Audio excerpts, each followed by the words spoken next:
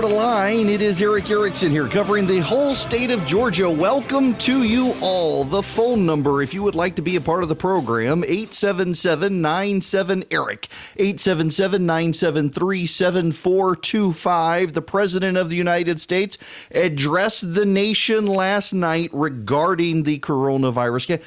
Just as a starting point, now, becoming more and more of a snob audio guy, and so I'm actually fascinated by the way radio and TV works, and I'm fascinated by microphones. I love to go on TV sets and see what sort of lav mic do you use. A lav mic is the one where you clip it to your lapel. A boom mic is one that is typically they use in Hollywood sets. It hangs over you. You can't see it. It's just at a camera frame. You have a shotgun mic that can be mounted to a camera. You have a radio mic like I'm using right now that you get very close to and you talk into. If I stand back here, you can hear the noticeable sound, and then if I get close, you can tell exactly what the audio is when I come close to the sound. It's designed not to pick up a lot of noise. Oftentimes outside my studio, you'll have somebody who has a leaf blower, and you may be able to hear the buzz a little bit, but this microphone is designed that if I'm not directly in front of it, by and large, this is the same microphone Rush uses. It's just not gold. It becomes difficult to pick up those sounds, so you can't hear my dog barking. I've got soundproof doors, but occasionally the dog is by and barking. You can still hear some of the noise. So I'm fascinated by all of that. And last night the president used a lavalier mic, and the way the lavalier mic works is the microphone, it points up and it captures the sound above it. So the president inhaling through his nose, you heard the whistling. Exhaling, you heard him exhaling because it picks all of that up because it's above him. Now, if you had a boom mic that was above the president, like other presidents used to use, you'd have a microphone. You wouldn't see it in frame, but the president would have a shotgun microphone. A shotgun microphone, it means it points directly down and spreads out at a minimal range for audio. Then you wouldn't be able to hear the nasal sounds of the president. And this president brought in people who wanted to re-up his production value. And he decided to use the lav mic, and people noticing the sound of the president speaking last night. That's why it had everything to do with the microphone. Didn't have to do with the president having coronavirus or some such. There are all sorts of conspiracy theories about how sick the president is and some such. He's not sick. He's got a lavalier mic. Now, what did the president actually say? Well, first, let me tell you, we're going to have the lieutenant governor of Georgia here at the bottom of the hour. It is crossover day in the legislature, and we don't want to forget about Georgia news. Likewise, I want to ask him about the coronavirus and its impact on the legislature. Also, I will take your phone calls. Some of you may have questions today about the president's speech, the markets. We are officially in bear market territory, and I want to get into that as well. The phone number here, 877-97-ERIC, E-R-I-C-K. 877-973-7425. But to begin with, some sound bites from the president on what he intends to do. I will be asking Congress to take legislative action to extend this relief. Because of the economic policies that we have put into place over the last 3 years, we have the greatest economy anywhere in the world by far.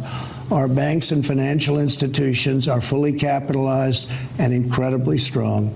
Our unemployment is at a historic low. This vast economic prosperity gives us flexibility, reserves, and resources to handle any threat that comes our way. This is not a financial crisis. This is just a temporary moment of time that we will overcome together as a nation and as a world. However, to provide extra support for American workers, families, and businesses, tonight I am announcing the following additional actions. I am instructing the Small Business Administration to exercise available authority to provide capital and liquidity to firms affected by the coronavirus. Effective immediately, the SBA will begin providing economic loans in affected states and territories. These low-interest loans will help small businesses overcome temporary economic disruptions caused by the virus.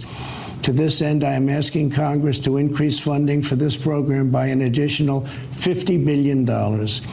Using emergency authority, I will be instructing the Treasury Department to defer tax payments without interest or penalties for certain individuals and businesses negatively impacted.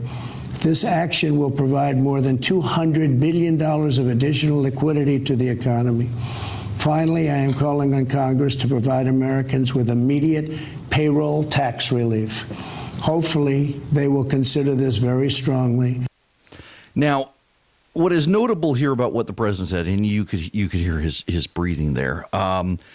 No, seriously, no, don't get mad at me for putting that. There are actually people on social media spreading conspiracy theories about the president's health because they could hear him inhaling and exhaling the way he was. It had everything to do with the microphone. It had nothing to do with the president of the United States' health. Absolutely bizarre conspiracy theories on the left, and they're totally melting down on this.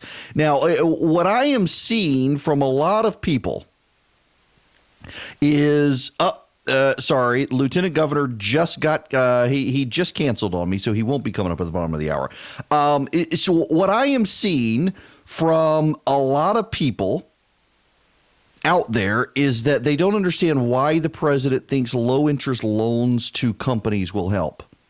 Let me explain this to people who don't understand. Take a restaurant.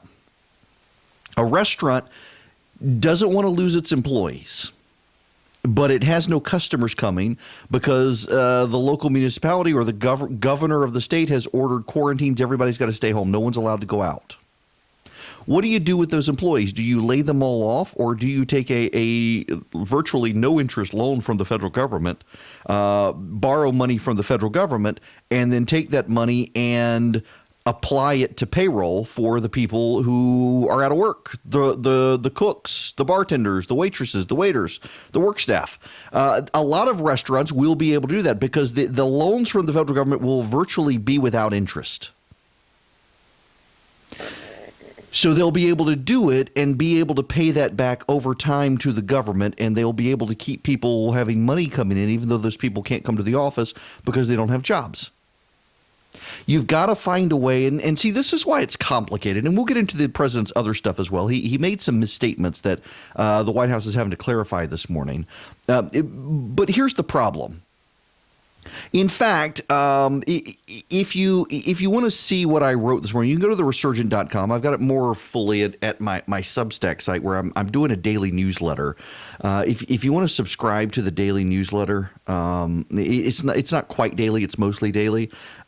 You can text the word show to 33777. In addition to getting a link to the podcast, you'll get a link to the Substack page. And I hope you might consider subscribing. And it is somewhat selfish. It's $70 a year or $7 a month. And it is a way to help monetize this program in lieu of me going out and flooding you with a bunch of advertisers. You supporting me through my writing and radio, and you'll get exclusive podcasts, and you'll get some discounts to my conference and stuff like that. So consider the newsletter. Text the word show to 33777. But I made the point today, and it has everything to do with the run on toilet paper. So I went to my local Publix. You hear me talk about my local Publix. I love those people. They are wonderful. They're across the street from me. And I went by there the other day, and they were almost completely out of toilet paper. And I went yesterday, and I thought, we're planning on going to the beach in a few weeks for spring break. And what if I get down there and there's been a run on toilet paper and products down there? Might as well get a little extra just to be on the safe side.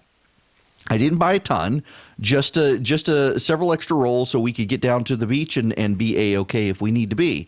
And I went in there, and they actually had full shelves of Clorox wipes. They were limiting it to per person. They had 2 full shelves of Lysol wipes. They had mostly toilet paper. There were actually all of the big packages of toilet paper were sold out. It was the 4. I got the last big package of toilet paper.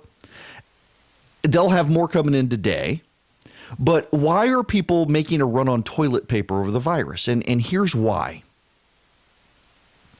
People believe already that they're going to be shut at home for weeks on end. And so they're stocking up on things like toilet paper because they don't want to run out to the grocery store while they're quarantined at home, while they're shut in, while they're not allowed to be out. If the government's telling them to stay out of the public, they're interpreting that as stay out of the grocery stores as well. So they are staying out of the grocery stores. Now, that should tell the government something. What it should tell the government is that an economic stimulus plan is actually not going to do any good. And that's part of why I want to prepare you for this. What's happening today is you're about to see a bloodbath on the stock market like you haven't seen in a while. They had to suspend futures market trading. Futures market trading gives you a sense of what's happening. Even the other day when they stopped the S&P and the Dow suspended for 15 minutes, they didn't stop futures trading. Today, because of the president's address last night, the markets are in free fall. And the markets open in about 15 minutes.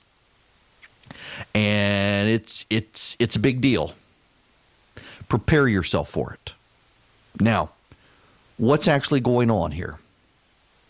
An economic stimulus is not going to do anybody any good if they're too scared to leave their house.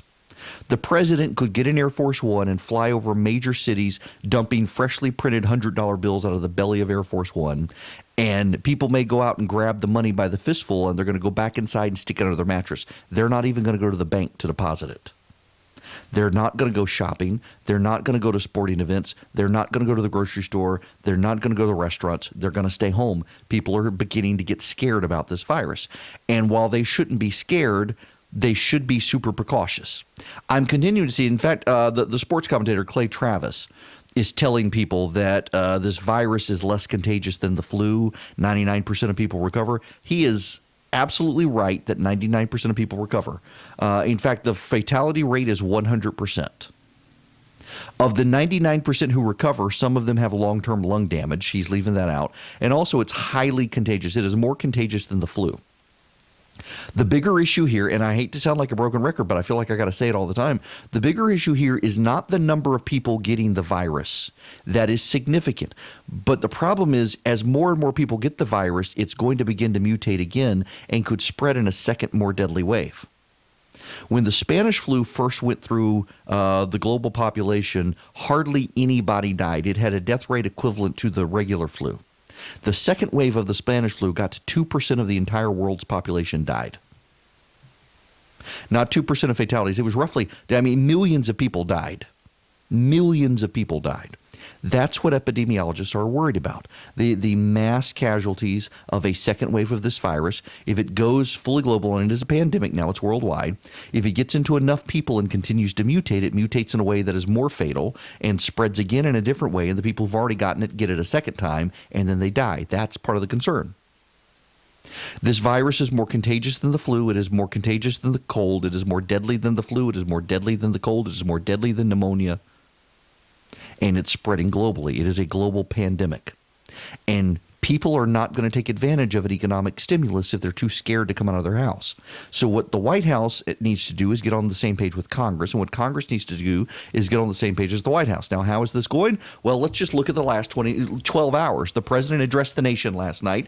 He got 3 major factual errors in his speech. He should probably fire a speechwriter today, given what they put in the speech for him to read, including saying that there was a cargo embargo on Europe, which isn't true, failing to note that the travel ban in Europe actually isn't a travel ban in Europe, and also mischaracterizing what insurance companies would pay for. That was in the president's speech. He read the speech. Yes, the president, the buck stops here, but also the speechwriter should have never put it in the speech. Those things were wrong. It did not reassure the markets. They wanted to hear the president say he was actually going to start putting localized travel bans in place in this country. They wanted to hear that we were stepping up the manufacture of testing kits. They wanted to hear that we were waiving regulations on testing kits and the things like that. And they didn't get it, so the markets are going to be in free fall today, and I suspect you're going to have the White House come back out and redo this later. The vice president's already come out this morning. But what did the Democrats do? Because this is a bipartisan problem. You can't put all of this on the president. And I know Democrats want to put all of this on the president. There was an absolute meltdown going on social media last night and on TV last night. CNN chose to fixate on the phrase foreign virus, as if that was the big takeaway from the president's speech. What did the Democrats do? They waited until after 11 o'clock last night to release a 124-page stimulus package about which they consulted the White House on nothing. And today they're saying they're going to pass it today. No one's actually read it, and they're going to dare the White House to veto it. That's no more responsible than getting wrong several of the key facts in the president's speech last night. And by the way, the president overwhelmingly is right on this path of providing economic incentive to small businesses to shut down without risking themselves financially and allowing people to stay home. But it's also a very difficult problem. A lot of doctors and nurses in this country have something called a child. And if they've got to go to work and schools are shut down, what do you do with the child? Where does the child go? Do they have childcare? Some do, some don't. What do you do? These are complicated questions. What about the business that's on the knife edge and even they can't afford to take out this loan? Do they shut down? Do they go out of business? Do they put people out of business? If they put people out of business, do those people have to go queue up for unemployment benefits at a local office at a time we're telling people not to queue up? Do they apply online? Do they just get free money from the government? What goes on? These are very complicated questions. There are people who believe there are easy answers of just printing dollar bills and giving it to everybody. That doesn't actually work economically. It causes the devaluation of currency and massive inflation and will wreck the economy. So what do you do? Difficult questions. What I would submit to you shouldn't do is have a meltdown like Don Lemon did on CNN last night or be obsessed over the phrase foreign virus as most of the American media is. We're headed in the right direction, but I would argue we probably need to step it up a little bit. Well connected and well respected.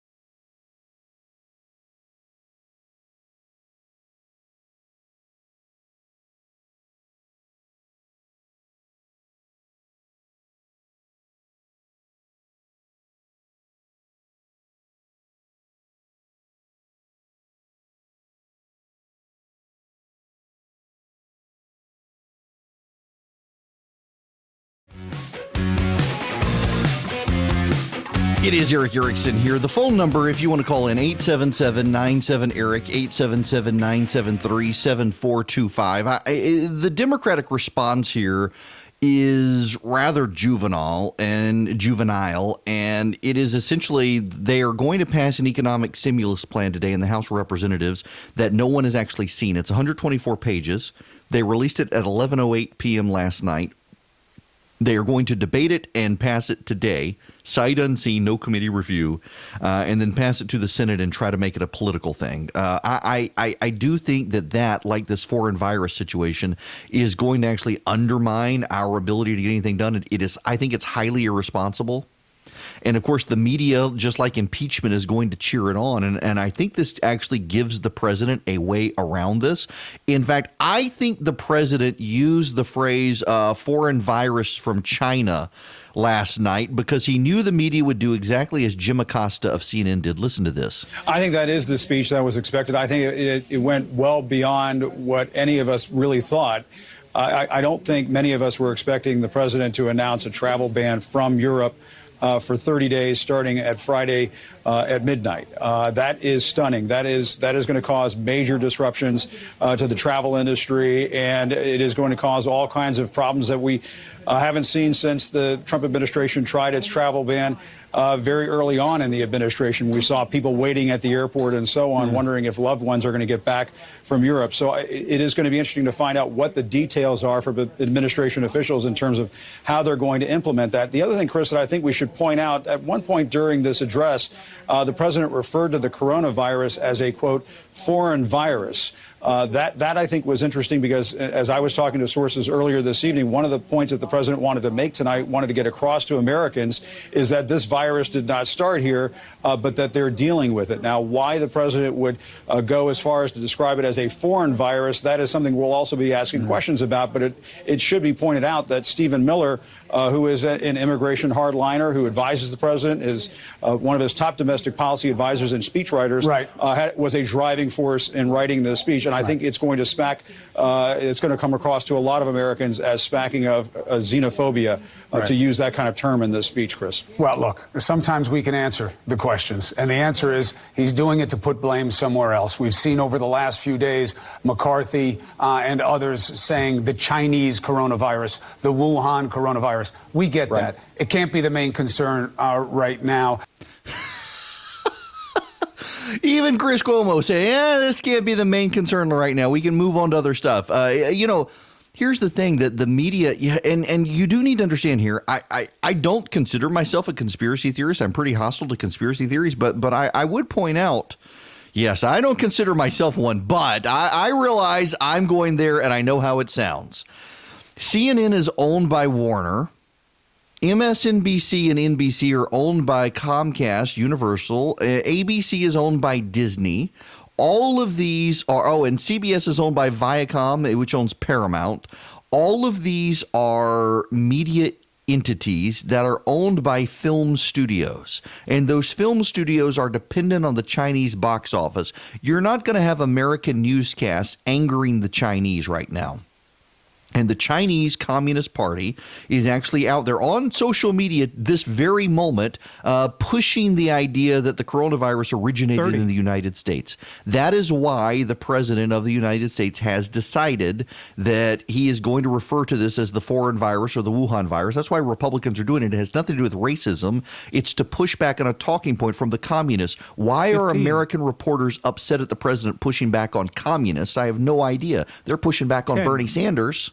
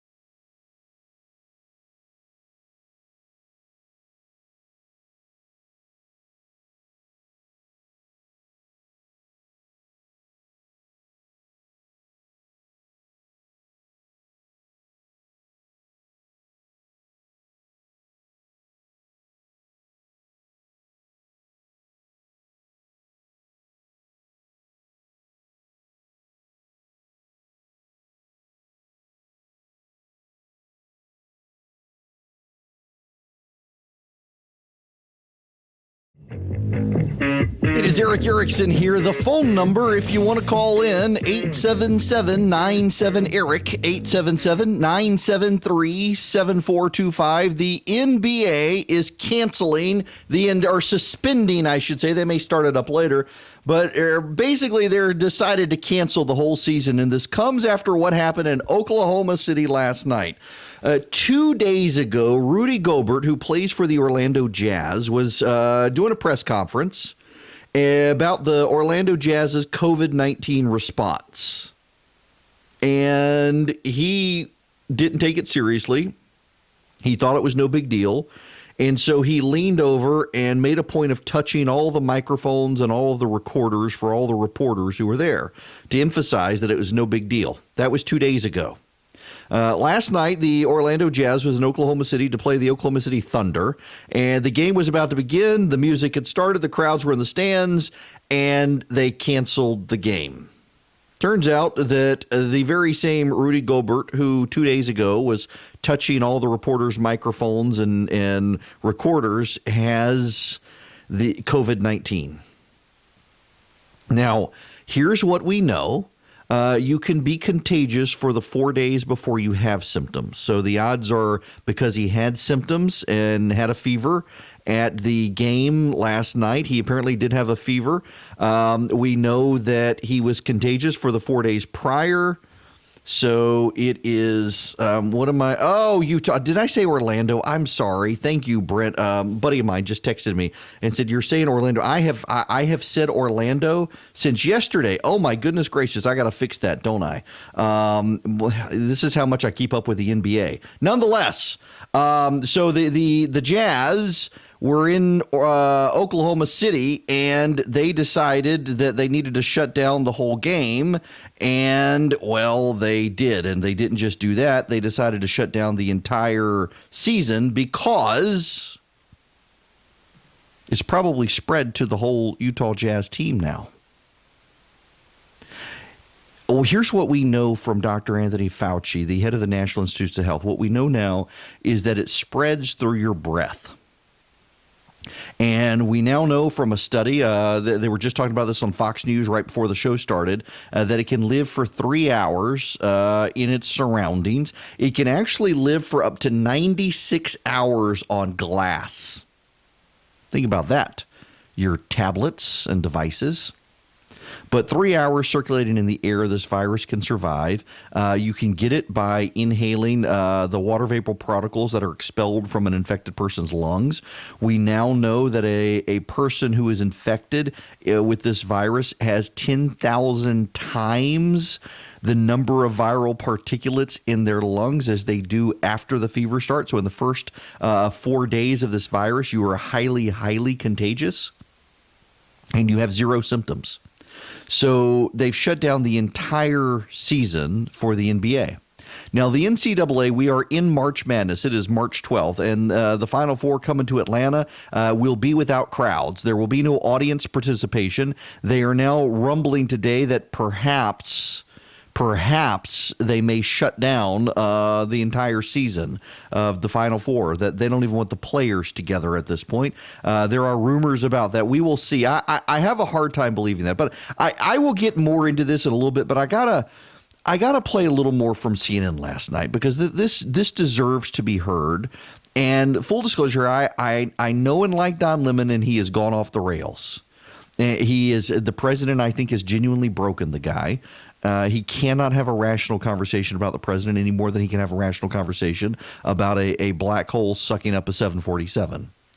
This is Don Lemon, or I guess it was a 777. This is Don Lemon talking with John Kasich last night, who I really don't like. I like Don Lemon more than I like John Kasich. I'm not a John Kasich fan at all. But listen to this. I don't know if he stuck to the script or not, but whatever script he read was wrong because they've had to clarify it several times. And I just got to say, if the president came out to calm people's fears, he didn't do a good job of it because they've had to come back and clarify it several times. And this has been going on long enough for them to get it straight. We need straight accurate information from this president and this administration, and we're not getting it. And I don't understand why you are tiptoeing around it. He came out, gave an address that usually that happens very rarely, and he doesn't get it right.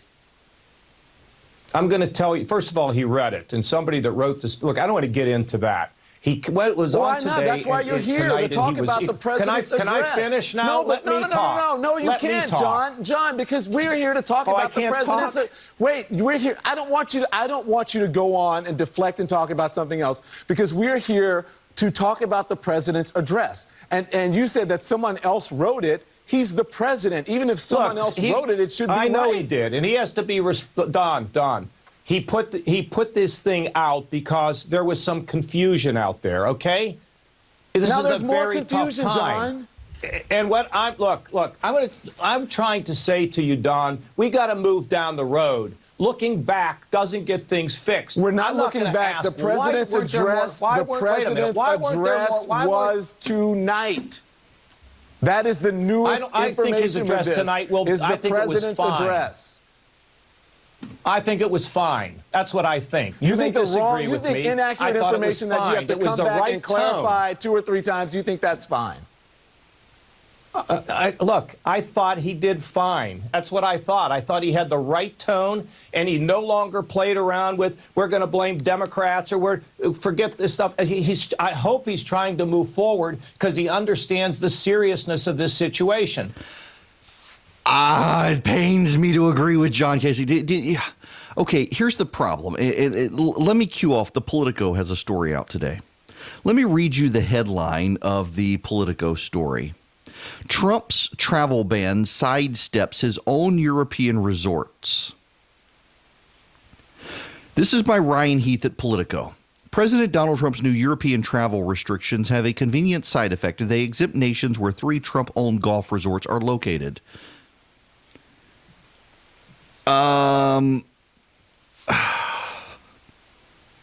Y'all, we got, what, a third of the United States right now is convinced this is a partisan weapon against the president of the United States and not a real virus. We got hospitals in this country filling up with people. We've got more cases in this country than have been reported, and we know this because there are now massive flu spikes happening in Los Angeles and New York that are unexplained, that should not be happening. And so every single health expert knows this is COVID-19 spreading. South Georgia is apparently about to get its first case reported, from what I'm told. That's not in the news yet, but I am told that South Georgia, appears it may very well have its first case.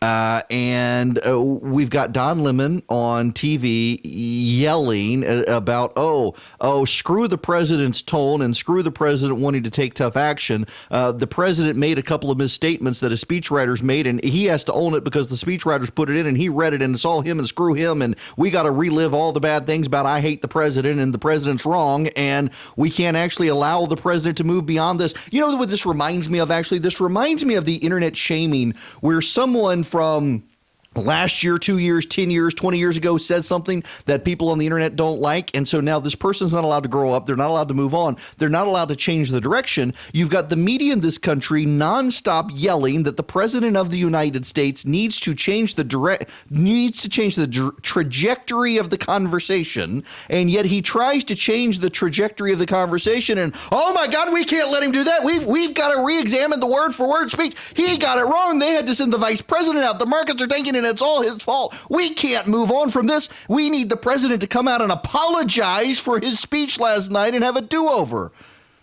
This is unhinged. And then to do this report at Politico that says, oh yeah, this is the president's exempting his own people. He's making money off of this.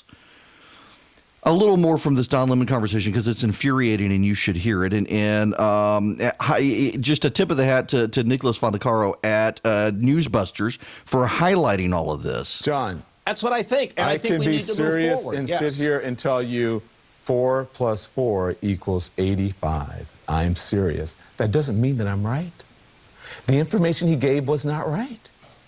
You have to come back and clarify several times information that you gave. Listen, I tried to cut him a break at the top of the show. You mean like who's going to get back into the country? You mean what is it in the clarification that you thought was so terrible? Tell me what you thought. I didn't was say so I thought bad. it was terrible. I'm telling you that we're in the middle of a pandemic right now. We're in the middle of a pandemic, and every time this president comes out, he gives inaccurate information. So I don't understand why he would even come out and do it at all if he is going to confuse the American people even more. You don't understand that? You're a governor. I'm surprised that you don't understand that. If you're not going to help, no, Don, if you're not going to be accurate, why do it? I do understand. What Kasich should be asking Don Lemon now is here's a doll. Show me where the president hurt you.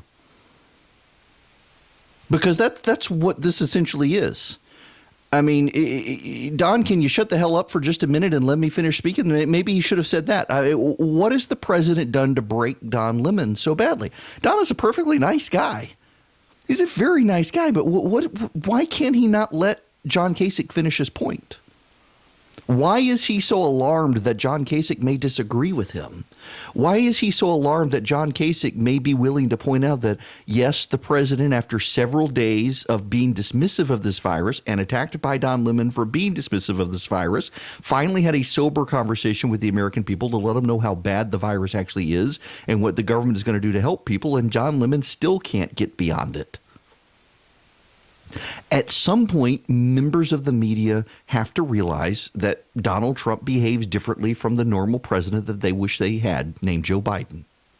And while they are desperate to make Joe Biden happen to stop Evil Orange Man is still president of the United States. And we should at least allow him to move beyond being dismissive of the virus after the last several days, as his own National Institutes of Health director has come out and says, yes, this is actually going to get worse before it gets better. The president tried to do that last night. The media has urged the president of the United States to do that now for a couple of weeks. The president tried to do it last night, and they can't let him do it now. Could I have a news network, as an aside, could I have a news network where I get the news without the commentary from the anchors and reporters? I really don't need Jim Acosta to mouth off. It was very interesting. I actually did an experiment last night. I put up Fox News and I put up CNN together. Oddly enough, I had the same TVs, and the CNN picture was better than the Fox picture on DirecTV, and I'm not sure why that was. Hannity, everything looked a little paler. It was weird. It was noticeable. But it was interesting because it was Sean Hannity on, and I thought it was notable, on Fox. You know, Sarah Palin did the whole Masked Singer thing last. Baby Got Back with Sarah Palin last night. You can Google it. Maybe we'll get to it. Nonetheless, so you had on Fox News, you had Sean Hannity, who was talking to John Roberts, who I know. And you had on CNN, you had Chris Cuomo talking to Jim Acosta, who I know. And when the speech was over, they came back, and what did John Roberts do? Here are the facts of what the president said. Here's a little more depth from the sources that I have. And over to you, Sean Hannity. What did Jim Acosta do? Here are the facts of what the president said, and here's what I think about the facts of what the president said. I don't really care what Jim Acosta, the reporter who's covering the White House, thinks. I care what he knows.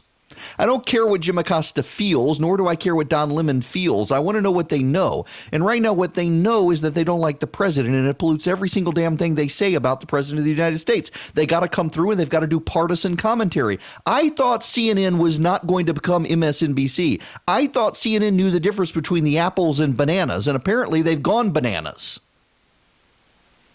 Can I just, as an aside here, please just bear with me.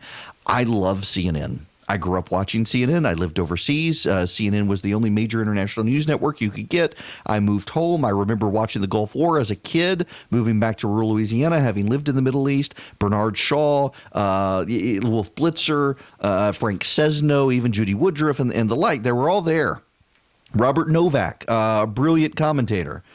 And I got to work at CNN for 3 years, and I treasure those 3 years. I made a lot of friends who still work at CNN. They are some fantastic reporters at CNN. They are incredible people at CNN. Wolf Blitzer, John King, Dana Bash, Gloria Borger, Jake Tapper, Anderson Cooper. These are actually fine reporters who I know and like, and I understand, and they understand that they may have biases and worldview differences for me, and they work very hard to overcome those and tell us the truth about what's going on and try to get to the facts, and they're willing to call BS on both sides. They are. Whether you like them or not, they actually are. All of these people are willing to do it. And then you've got other people like Chris Cuomo and Don Lemon who have decided to compete with Fox News by becoming MSNBC Light. They want to be newsy, not news. They want to be truthy, not true. Who I don't particularly care for, and am aggravated. I've got to defend the guy because he comes on and he makes a good point that it was nice to see the president finally sobering up, not dismissing the virus and saying we're going to take care of it. And what does Don Lemon do? Oh my gosh, he didn't give us the full detail of the European travel ban. This guy can't grow up and move on. No. He's trying, and CNN can't let him do it. Don Lemon can't let him do it. Because if the president does it, it might help his poll numbers. And God forbid the president's polling goes up and he wins re-election. It's unfortunate to see the president having broken so many people. Yes, the president got things wrong last night. I wrote about it. Let me read you my precise paragraph that I wrote. Consider just the last few hours. The president spoke to the nation in somber tones from the Oval Office and managed to say that we were suspending cargo shipments from Europe. We're not. He left out a significant detail related to the suspension of travel with Europe that probably should have been put in the speech. It also seems he misstated what insurance companies had agreed to cover. As for the Democrats, they unveiled their 124-page economic relief package after 11 p.m. last night and intend to get it passed today, largely sight unseen, and dare the president and Republicans to stop it. Yeah, the president got 3 details, misstated 2, should have expanded 1, but he didn't. But by and large, what did he do? He tried to reassure the nation, and he tried to make sure that everybody knows he's taking it seriously, and he tried to make sure everybody knows we're going to have economic relief. That should be the takeaway from the speech. That's the relevant takeaway from the speech. The other things, yeah, okay, one was a misstatement. Maybe there were 2 because insurance isn't actually necessarily going to pay for every detail of coronavirus. They are going to pay for testing. But one of them was just, the thing that Don Lemon was hung up on is the travel ban to Europe. There are actually some major exceptions to the travel ban. So it is a travel ban, but with exceptions, and the president didn't outline bullet point by bullet point the exceptions, and that's what got Don Lemon upset? Seriously? You know, if the president had spoken for 20 minutes instead of 10 minutes, Don Lemon would have been upset by the length of the speech. Maybe, just maybe, I don't know. I'm not going to say that. I nearly got myself in trouble, and I shouldn't. But, man, the president has broken some people. Well connected and well respected.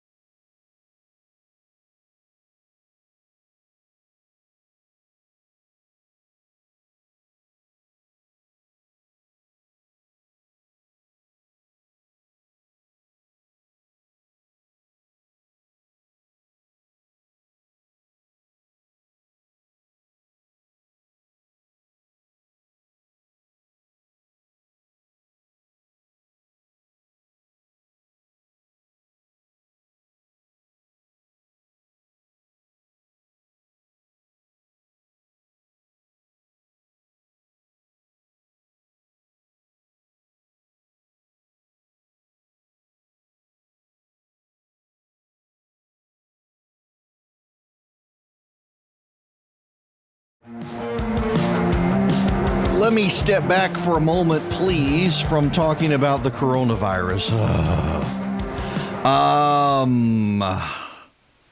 If you're in the Cartersville area, you probably should. Actually, I don't care where you're listening right now. You should probably know this. USA Today went out and surveyed art experts in the United States. 20, they're travel experts, actually. I shouldn't say art experts, travel experts. USA Today travel experts looked at art museums around the world, or around the United States, I should say, and wanted to name the top art museum in the United States. And it is not the High Museum of Art, but it is in Georgia. It's in Cartersville. It is the Booth Western Art Museum. It is now, it's up I-75 from Atlanta, down 75 from Chattanooga. The Booth is the USA Today's best art museum in the United States. It opened in 2003. It's the world's largest permanent exhibition space for Western art. It's 120,000 square feet. It's an architectural wonder designed to resemble a modern pueblo and constructed from Bulgarian limestone, says its website. The museum is named for Sam Booth, a friend of the museum's founders. It's operated by Georgia Museums, Inc., and it is the best art museum in the United States of America. The list, according to the experts and the readers: Booth Western Art Museum in Cartersville, Georgia; Crystal Bridges Museum of American Art in Bentonville, Arkansas; Detroit Institute of Arts in Detroit; Nevada Museum of Art in Reno; Kimball Art Museum in Fort Worth, Texas; Art Institute of Chicago in Chicago; Chihuly Gardens and Glass in Seattle; the Metropolitan Museum of Art in New York; the Los Angeles County Museum of Art in L.A., and the Museum of Fine Arts in Houston. Now, the National Infantry Museum and Soldier Center in Columbus is listed as the third best history museum in the United States. So we got two of the best museums in the United States. I have never been to the Booth Museum. I have seen a picture of the building. It is highly impressive. If you're into Western art, not just cowboys and Indians, it's worth the trip to Cartersville. Just not right now. Avoid the crowds. Stay home. Bunker down. Shelter in place. All of that good stuff. But the time will come when you can venture out of your house again. Now, when we come back, let's look at the NCAA stuff. And please do keep Tom Hanks and Rita Wilson in your prayers. Tom Hanks, star of like every good movie ever made, has tested positive for coronavirus. His son, in a shirtless video on social media I got nothing. His son said that they're okay, minimal symptoms, doing fine, has talked to him. What about the symptoms? What do you expect? The Wall Street Journal has done an interview with one of the first Americans to get coronavirus. And well, wait until you hear what this guy has to say about what he went through. Keep in mind, the CDC now saying this virus, at minimum, 10 times more deadly than the annual seasonal flu.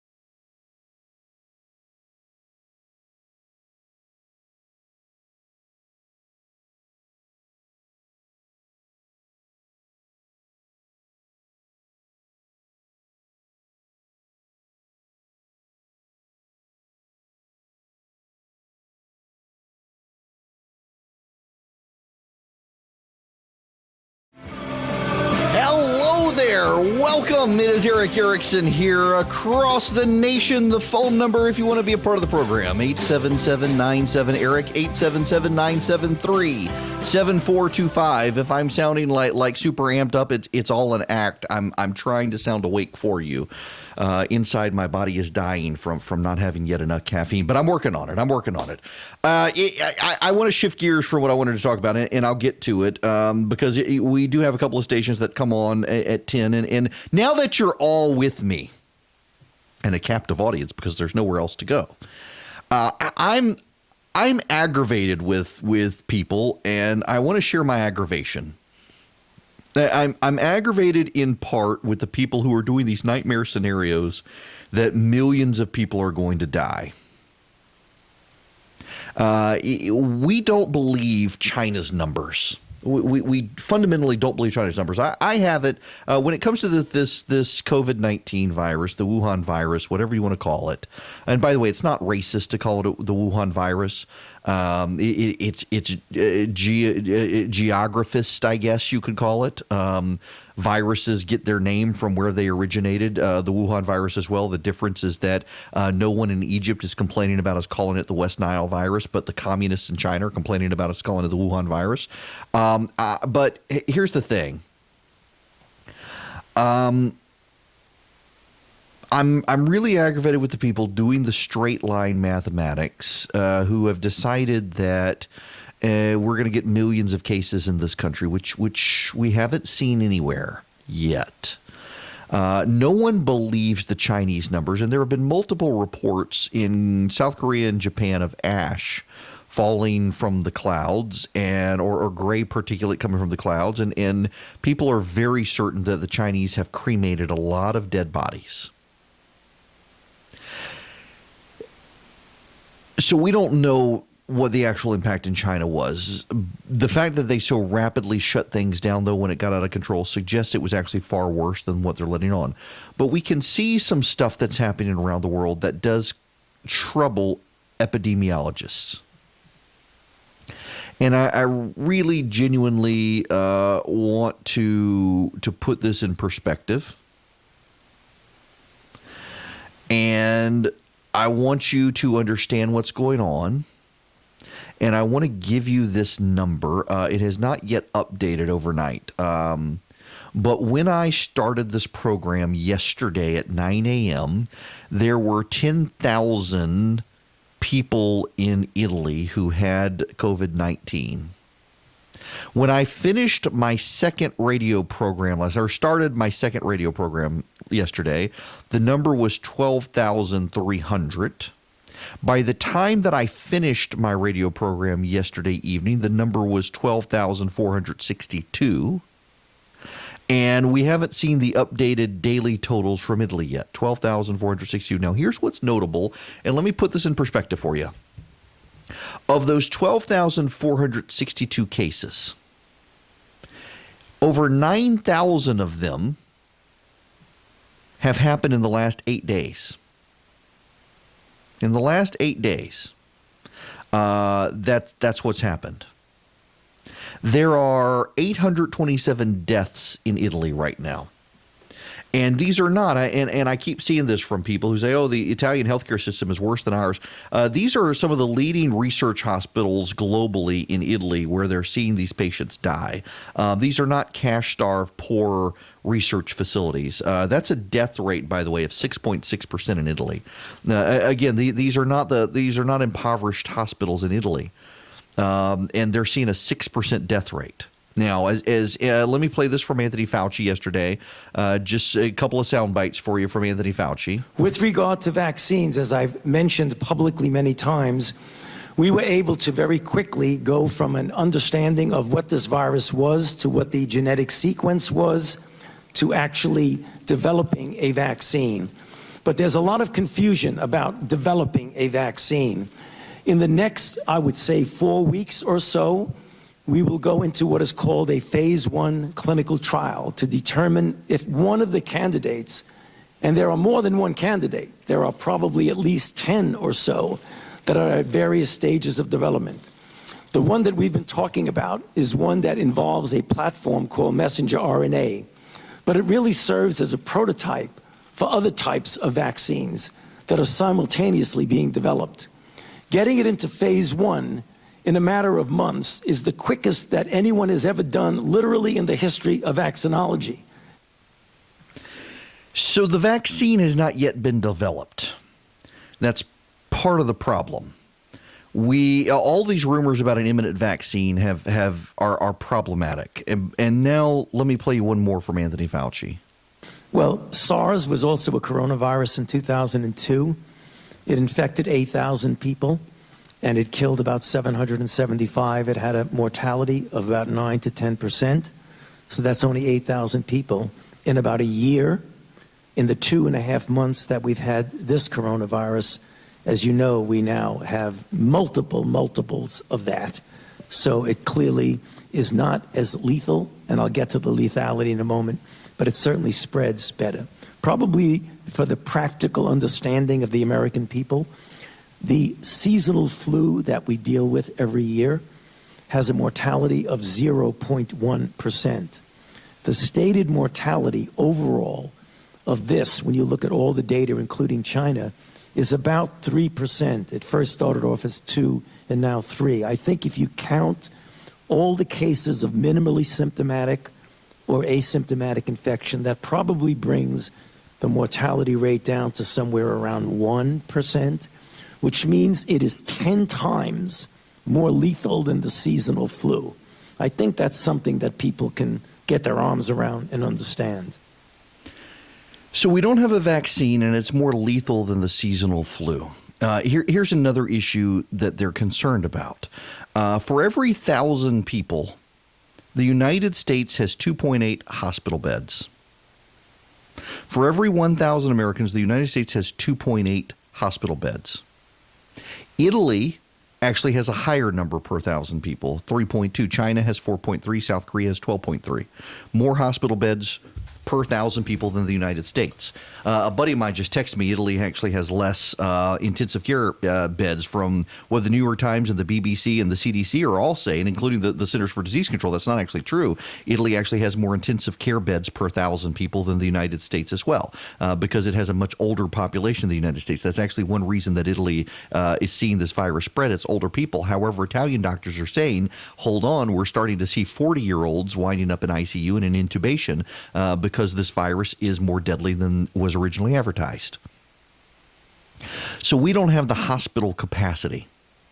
And one of the things that the reason they're sounding the alarm from the CDC here is because of the lack of hospital capacity. Again, and I'm just going to say this every day now, the odds of you getting this virus are actually really small. And the odds of you making a full recovery from this virus are actually really damn good. 99% of people will make a full recovery. The problem is that if you're over 65, that goes down to about 85% will recover, which is still good, but that's a lot of people. And the great news is that if you are under the age of 21, you'll make 100% recovery. The problem is what happens in between, and what we're starting to see now of people recovering abroad is that the lung damage is long-term lung damage from this virus. That's only just now being reported, people with lesions in their lungs, scar tissue in their lungs that isn't going to heal long-term. But the bigger issue here is that if we do have a big spread in this country, and we're at the point now where this virus has crossed the Rubicon, so to speak, of being able to double every 2 days in our population, we're going to have a lot of people who need hospital space, and we're not going to be able to put them in hospital space. In Italy right now, again, for every 1,000 people, Italy has more hospital beds than us. For every 1,000 people, Italy has more intensive care beds than us. And Italy is having to make a decision of who lives and who dies. And Italian doctors are working infected and working because they don't have enough manpower. There's a huge article out in the BBC about Italian doctors who have been infected by this virus, and they're covering themselves up and continuing to work until they have symptoms that require them to have bed rest because there aren't enough doctors to work. They're working basically 24-hour shifts now, and they've got the point now where if you've got some sort of serious illness beyond the coronavirus, then they're telling patients that there's nothing they can do for them. They need the beds for people they know they can get better, and they know these patients can't. None of this is to scare you. And I'm really actually hacked off at the people who are downplaying this so minimally, because what's going to happen is you're going to have a bunch of people who say it's no big deal, and they're going to go out and they're going to get it, and they're going to spread it to other people. My wife, and if I'm sensitive to this, I am, because my wife has lung cancer, and if she was in Italy and she got it, she'd be on the list of people who would get no health care treatment. The odds of you getting it are small, but it's growing. And we're past the point now where the virus can double every 2 days within our population. So right now in the United States, we have 1,323 people who have it. Consider this, in Georgia, just the other day, we had 7 cases. Yesterday, we had 20 cases. Today, we have 31 cases. So 2 days ago, just let me put this in full perspective for you so you understand what we're dealing with. 3 days ago, we had 7 cases of coronavirus in Georgia. 2 days ago, we had 11 cases in Georgia. 1 day ago, we had 22 cases in Georgia. Today, we have 31 cases in Georgia. I'm told that number will be going up later today when they revise it. It's jumping in the state. It's no longer confined to Metro Atlanta. Places outside of Atlanta are starting to see the virus crop up.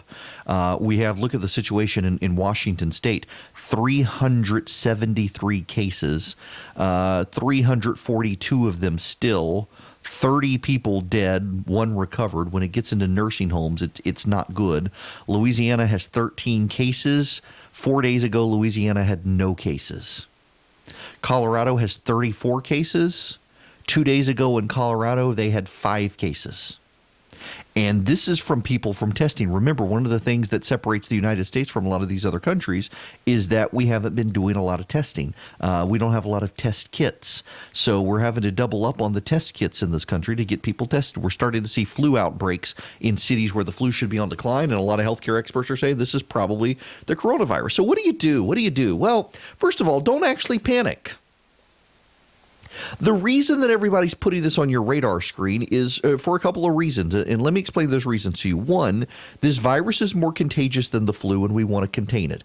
And what you and I both know is going to happen is a bunch of people, and this is just going to piss me off further come a couple of months from now, people are going to say, see, you spent all this time on the radio for 2 weeks, and it really wasn't that big deal. Only about 100,000 people got it, and the flu gets 21 million people a year. There. I'm sorry, people are stupid.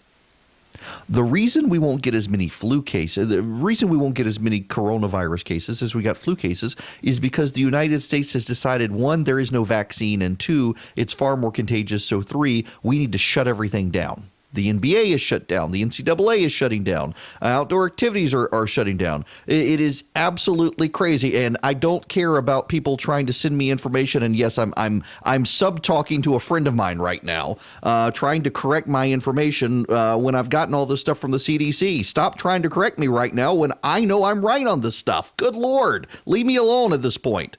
All you're doing is making me mad. The point of the matter is that healthcare in this country could be better. We could have more tests in this country. We need more tests in this country. There are a lot more people who have this virus than you know. And if you get it, you're probably going to be fine, but your grandparents are probably going to die. I don't see the need for people to push. And I realize there are contrarians out there. And I'm not trying to make friends of mine mad at me right now. I realize there are contrarians out there who they're hearing all of this hype and this nonstop stuff in the media, and they're saying it's really not that big deal. If you get it, 99% of people are going to survive. But here's the point that everybody seems to miss. This is a phase 1 coronavirus, and I am no expert, but I know how to listen to the experts. Do you know when SARS originally came through, it killed a few hundred people, a few thousand people got it, no big deal. The virus mutated, and the second wave, thank God, avoided this country. It killed way more people. The swine flu actually killed way more people in its second year than it did in the first year. The Spanish flu in 1918 killed 2% of the entire world's population. In the first year, how many people did the Spanish flu kill? 0. It's a coronavirus.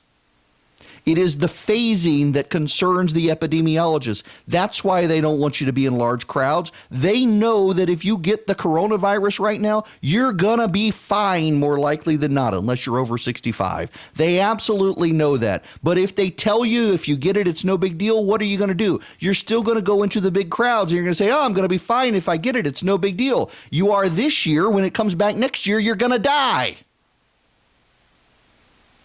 I'm so damn tired of all of the people on the right treating this as a political thing. Let me be contrarian because really 99% of people are going to be fine. Yeah, you're absolutely right this year. This year. How many people are going to get it? Hopefully not a lot. Hopefully 10,000 people maybe. That seems to be a lot of people. 1 million people are going to get this. No, stop doing your stupid straight line math. Behaviors are changing already. That many people aren't going to get it. But it's going to have a massive economic impact. A lot of your friends are going to be out of work. A lot of restaurants are probably going to shut down. Small businesses are going to be impacted because people are scared to leave their house. And people are not going to leave their house now at this point until the president of the United States actually does something to calm people down. And last night in his speech, he began that process. And what does the media want to do? The media's got to keep the soap opera going because they're continuing to amp it up. Y'all, come on here. We're actually dealing with a global pandemic. We're dealing with a global pandemic where the majority of people who get the virus are going to survive. But now we know that a lot of the people who are going to survive are going to have lifelong lung damage. That's only just now being reported. We also know the older you are, the worse it's going to get. We also know this is phase 1 of a coronavirus, and when phase 2 and 3 hit, they tend to be far more deadly than phase 1. So if you can contain it and stop people from spreading it and stop people from leaving their house and going to large events, we're all better off. I don't need your data. I don't need your Clay Travis said it's not as easy to get as the flu. I don't need your internet celebrity, and I don't need your freaking essential oil recipes. What I need you to do is understand this isn't an elaborate conspiracy to own the president of the United States. What I need you to do is realize that it actually is far more serious than you say it is. What I need you to do is understand we're not all going to die. But please, listen to the experts. I realize nobody trusts anybody anymore except your internet friend with the essential oil recipe for cardamom and cinnamon. But that person may get the coronavirus too from their essential oil. Just listen to Anthony Fauci if no one else. Community spread is happening in the country. You want to contain it because you don't want it to mutate further. So just stay out of large crowds. You don't need to go hoarding toilet paper. If you're going to go to the beach, drive to the beach. Don't fly to the beach. And calm down. But for the love of God, stop acting like this is no big deal because you're going to make it a bigger deal. Want to be on the show? Call Eric now at 877-97-ERIC. That's 877-973-7425. Ranger Station, Ranger speaking. Yeah, hi. I'd like to report a bear sighting. Location? In the forest near the side of the road. No need for alarm, sir. The forest is where bears live. But this was no ordinary bear. No ordinary bear? Yeah, 1 second I'm having a smoke taking in the view. Next thing I know, I am face to face with Smokey Bear. Let me guess, Smokey had a tip for you. He did. He must have seen me toss my cigarette on the ground. He told me never to do that because it only takes one spark to start a wildfire. He's a smart bear. Did you know that? You told us the news cycle would move on to something else 2 weeks after impeachment. Yep. Smokey said. I had no idea. That's why Smokey's famous, and you're not. Good point. If you see someone in danger of starting a wildfire, step in and make a difference, because 9 out of 10 wildfires are caused by humans. Brought to you by Smokey Bear, the U.S. Forest Service, your state forester, and the Ad Council. Learn more at smokeybear.com. Only you can prevent wildfires. Dear John, I was hoping it wouldn't come to this, but you've left me no choice. I'm leaving. Uncontrolled high blood pressure is really serious, and lately you seem to really not care. I've been there for you since day one, and I know you think I'm gonna keep ticking, but no, my friend, I can quit whenever I want. Why can't we get back to the good times, when we were more active and ate more healthy foods, and you checked on me every once in a while? Is that too much to ask? I don't want to leave, but unless you stop ignoring me, what else am I supposed to do? Remember,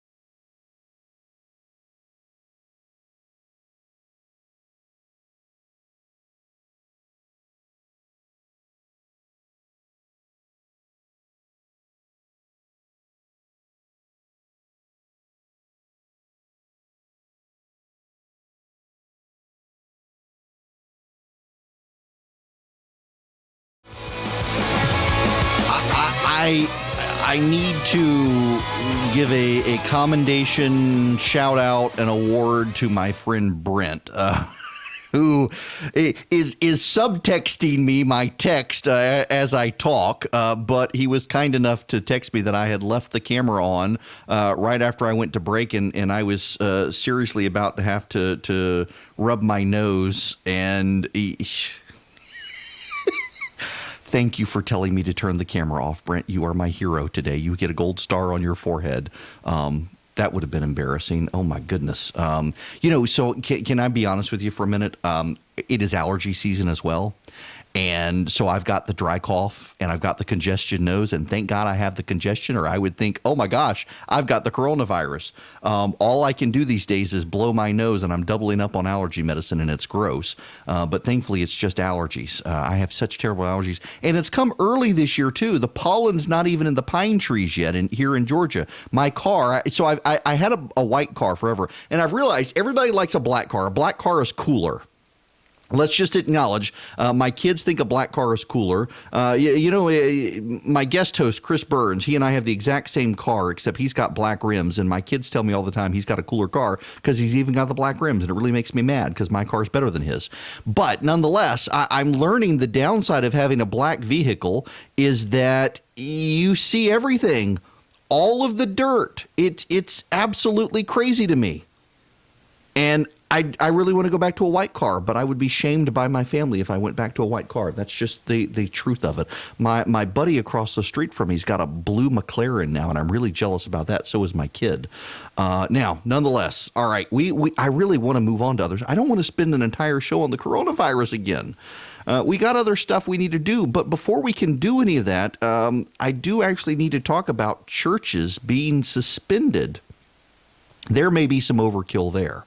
Washington State intends, by executive order, the governor of Washington State wants to order churches to not meet this Sunday, which is highly unconstitutional.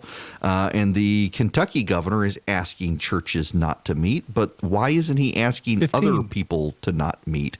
That's kind of the problem here. We'll get into that, and we'll take your phone calls as well when we come back. 877-973-7425.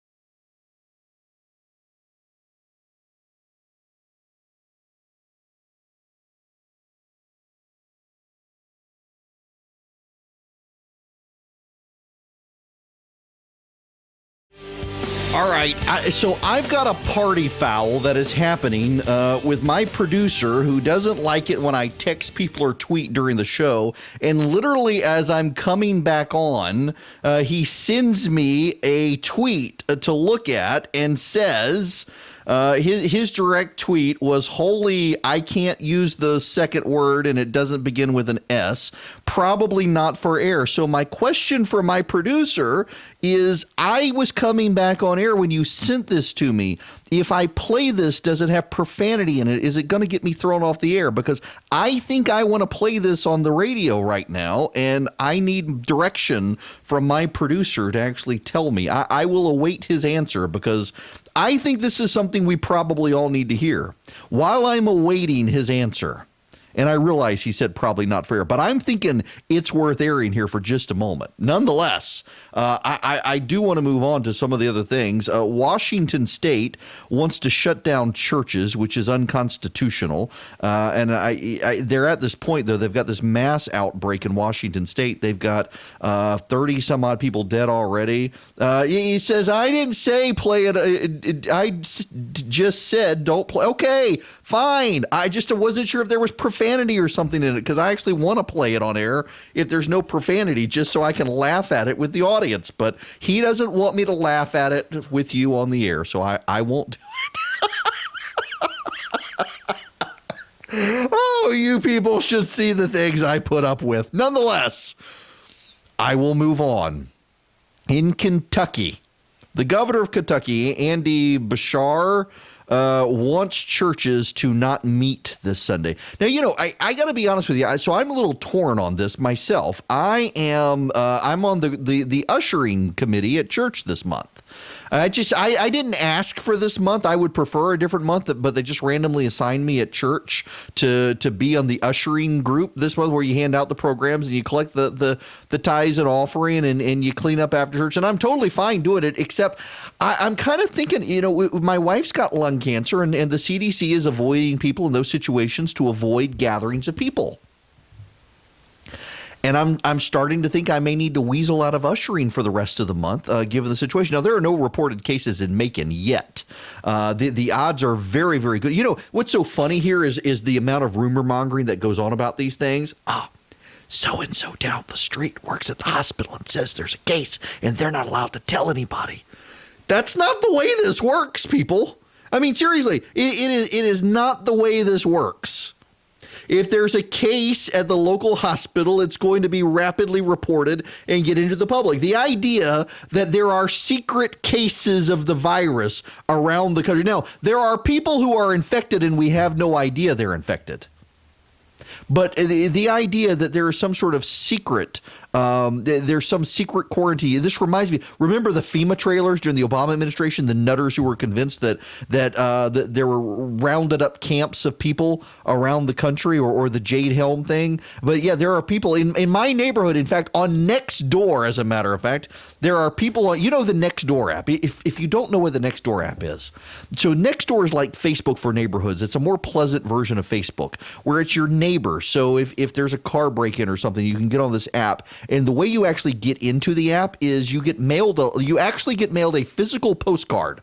And the physical postcard comes to you and says, here is your access code. Your neighbors would like you to be on this website. And you think it's a scam at first, and then you keep getting these in the mail. And you're like, okay, I'll check it out. And sure enough, everybody in your neighborhood talks about Nextdoor. And you get on Nextdoor and it's, hey, I need a lawn man. Who do you recommend? Does anybody have a housekeeper recommendation? I saw 3 youths running through the neighborhood who shouldn't be there. A couple of weeks ago, the big scandal in our neighborhood is some private contractor for AT&T sent 2 young men through the neighborhood knocking on doors with iPads telling everybody that you had fiber in the neighborhood now. I've been waiting for fiber in my neighborhood, by the way. Those of you who watch this connection online, you can understand I've been having internet connection problems, and I got to figure something out, and I'm thinking I may need a fiber line in the house. AT&T's got them in the neighborhood now.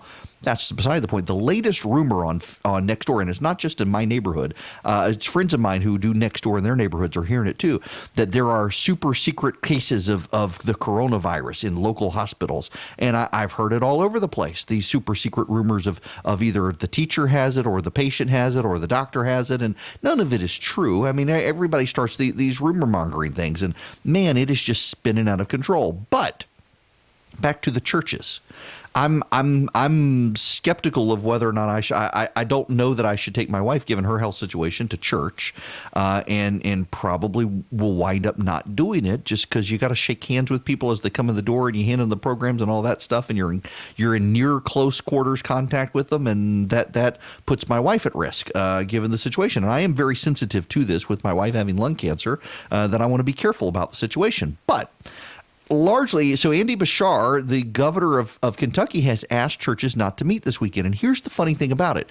He didn't ask that other gatherings stop. He didn't ask that sports gatherings stop. He didn't ask that concerts stop. He didn't ask that meetings and conferences stop. He just asked churches to stop. And a lot of churches in Kentucky felt singled out. Now, the guy, listen, I disagree with him on politics. He's a Democrat. But his father and his grandfather were Baptist ministers, and I'm sure that had something to do with his thinking of asking them to stop. But this is a larger issue here. Then it's probably one of those situations where he needs to make it about gatherings and not about churches. And not do what Washington State did, where they're banning churches from meeting this weekend, which is unconstitutional. Now, a lot of churches have said they're not going to meet this weekend. What would Martin Luther do, by the way? The Gospel Coalition has a big article up. Martin Luther refused to flee the bubonic plague. In fact, Martin Luther stayed behind and helped people as best he could dealing with the plague when it hit Wittenberg. He made a couple of demands on the local government. He insisted, for example, that the Wittenberg cemetery be moved outside the city walls. The cemetery had been inside the city. He recognized that as a health hazard. He went around helping people and providing them spiritual comfort and as much relief as he also could, providing them fresh water and things like that. He kept himself immaculately cleaned as possible to avoid himself getting the. That is one of the modern miracles of all of this is. Cleanliness is next to godliness when it comes to this sort of thing. Now, we know with this coronavirus that you exhale and someone breathes in the water vapor from your lungs who is close to you, they're going to get it. But we also know that if you stand back more feet, the virus is diffuse in the air and it increases your chances of not getting it. And we also know that if you wash your hands and don't touch your face, and by the way, it is impossible for me. I have tried it. I have tried. My Lord in heaven, I have prayed to my Lord in heaven to give me self-control to not touch my face. And now just even thinking about it, I want to touch my face and scratch my nose. But I can wash my hands and use hand sanitizer. One of the urban legend things that's circulating out there is that hand sanitizer will not actually work on this coronavirus. I have seen that from so many people. In fact, a friend of mine has actually texted me and said, don't waste my time with hand sanitizer. It is true that soap and water works best. But hand sanitizer, if you cover your hands in hand sanitizer, not a thin little drop, but an actual large goop and cover your hands so they're wet, it actually does kill the coronavirus. The coronavirus is actually perfectly suited for hand sanitizer. To be clear, there are viruses that the hand sanitizer will not kill. Coronavirus is uniquely shaped in such a way that hand sanitizer is very deadly to the virus. Soap and water is very deadly to the virus, and you don't need antibacterial soap. You just need regular soap. So yes, those sorts of things, cleanliness is next to godliness. Stay out of large crowds, do stuff like that. So I get the concerns about churches meeting. You got a lot of elderly people go to church and things like that. So I get it. But even now, like the Good Morning America, I didn't even realize Good Morning America has a live audience now. Not anymore. They stopped it. The View. Those angry old women on The View have decided not to have a live studio audience. How are they going to? Do they have a laugh track for those people? Because I would imagine that it's even more humorless without a crowd to react to, because they clearly feed off the crowd. And even the late night shows, the Stephen Colbert's, the Jimmy Kimmel's, the Jimmy Fallon's of the world, the rest of them, they're getting rid of their live studio audience. Now, I'm sure they have a laugh track. I guarantee you those people have a laugh track. I guarantee you that those people have people out there who will cheer them on and clap for them, and it's all fake. But an empty crowd. Clearly, steps are being taken. I mean, for goodness sakes, the NCAA has decided that March Madness is going to be without an audience. Now, to be clear here, the families will be allowed to come in. The families of players will be allowed to come in, and personnel will be allowed to come in, but general audiences will not be allowed to come in. And that's going to be, I guess it'll be fine. Most people are going to watch it on TV anyway. Most people can't afford the tickets. But think about the hotels. Think about Atlanta. I mean, we're in Georgia here. Atlanta is an hour up the road from me.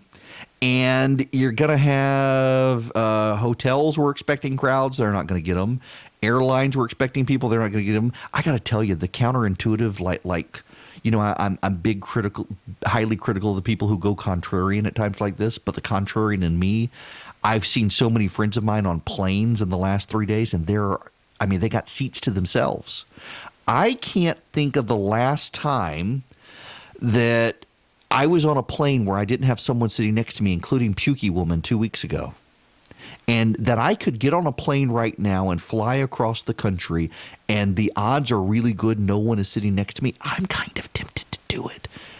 Boost my frequent flyer miles while no one's flying. I'm kind of tempted to do it. But I got to worry about my wife's situation. What I really need? Private jet. I'm whispering because, but nonetheless, I'm thinking of doing it. But, they're limiting crowd space, so Delta's going to be impacted. Delta's going to be impacted by the European travel ban. Delta is really going to be impacted. Restaurants are going to be impacted. That, by the way, if you're in the charitable mood, consider making donations to your local food bank, because there are going to be people when your local community gets terrorized by this virus, and it inevitably is going to be, and they're going to be without food and they're going to need food. I do hope local churches are prepared for this. Again, I mentioned Martin Luther. Difference between the two.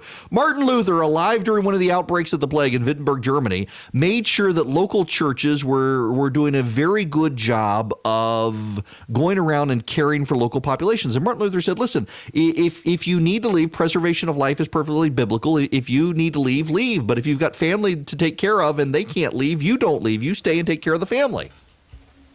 And I think that's sound advice. And one of the things that he admonished is that leaders should stay put, and that includes church leaders, and church leaders have an obligation to tend to their flock.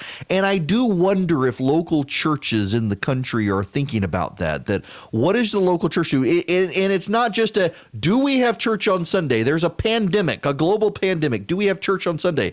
Do we activate a live stream? Do we figure out how to stream it on the internet? There's actually more to it than that. Do we do an audit of who is active in the community in our church, and do we do an audit to see which of them are sick, and do we figure out who can go deliver food to those houses, even if you can't go inside because you're worried about getting the virus? Is there food that you can leave at the door? Is there a way to take care of these people in the church community so that others don't have to do it? Is there a way now? This is honestly, I really do believe this. There is a way for churches to assist local communities at a time that so many people are going after Christians and going after churches, and churches are bad, and Christianity is a bunch of hooey. There's a way for Christianity, a way for churches to show in their local community that they're a part of the community. They're not just this random building that people fill up on Sunday and it's otherwise empty. And part of that is you can offload community resources to allow them to attend to people who aren't churched, and the church can take care of their own. And then the church, once it's taken care of their own, can extend their capacity to others, so that local nonprofits, local community organizations and foundations, and the government know that there are a subset of the community that they don't have to worry about because the church has this. That should be part of what the church does. And I don't know whether churches are prepared to do that or not, but I would admonish you, if you're in a church, if you're a leader in a church, start thinking about that. Can you do an audit of who are your regular churchgoers who live in your community? Frankly, who are the people who are on your church rolls who never come to church anymore? And reach out to those people and let them know that if you need help, we're here to help. If you need a meal, we're here to have a meal. If you can't get out of your house because of this virus, let us know. We can deliver at least canned goods, or we can deliver a meal, something like that. We don't have to come inside. We don't want to come inside. We don't want to spread the illness, but we want to make sure you're safe. There's a way to do that to free up the capacity of other nonprofits, the Salvation Army, the Red Cross, the local food bank, the local homeless shelter, the local soup kitchen, in a way that churches can do so that everybody is being taken care of. of. And then if the churches have excess capacity, to go help those other organizations help. This is a great opportunity, I think, for the church and the country to be able to stand up again and show that they're relevant to the culture at this time in need. I think it's worthwhile doing. I don't know whether the people are thinking about that, but I hope they're thinking about it. Meal delivery service for neighbors in time of need, I think, is one of the big things that brings local community back together. And I've got to tell you this, I say this all the time, but honest to goodness, your Facebook friend is not going to bring you food. It's your next door neighbor. It's your local church. It's your local nonprofit if you're sick and down and out. But here's the other thing, because there are going to be a lot of people who are like me and my family. We are not going to ask anybody for help. If something happens to the Erickson household, particularly, and you know what, honestly, it's more my wife than me. I'm okay with it. In fact, my wife had surgery a couple of years ago, and I was totally fine with the church bringing us meals. And my wife's like, the kids aren't going to eat it. It's like, well, what about me? And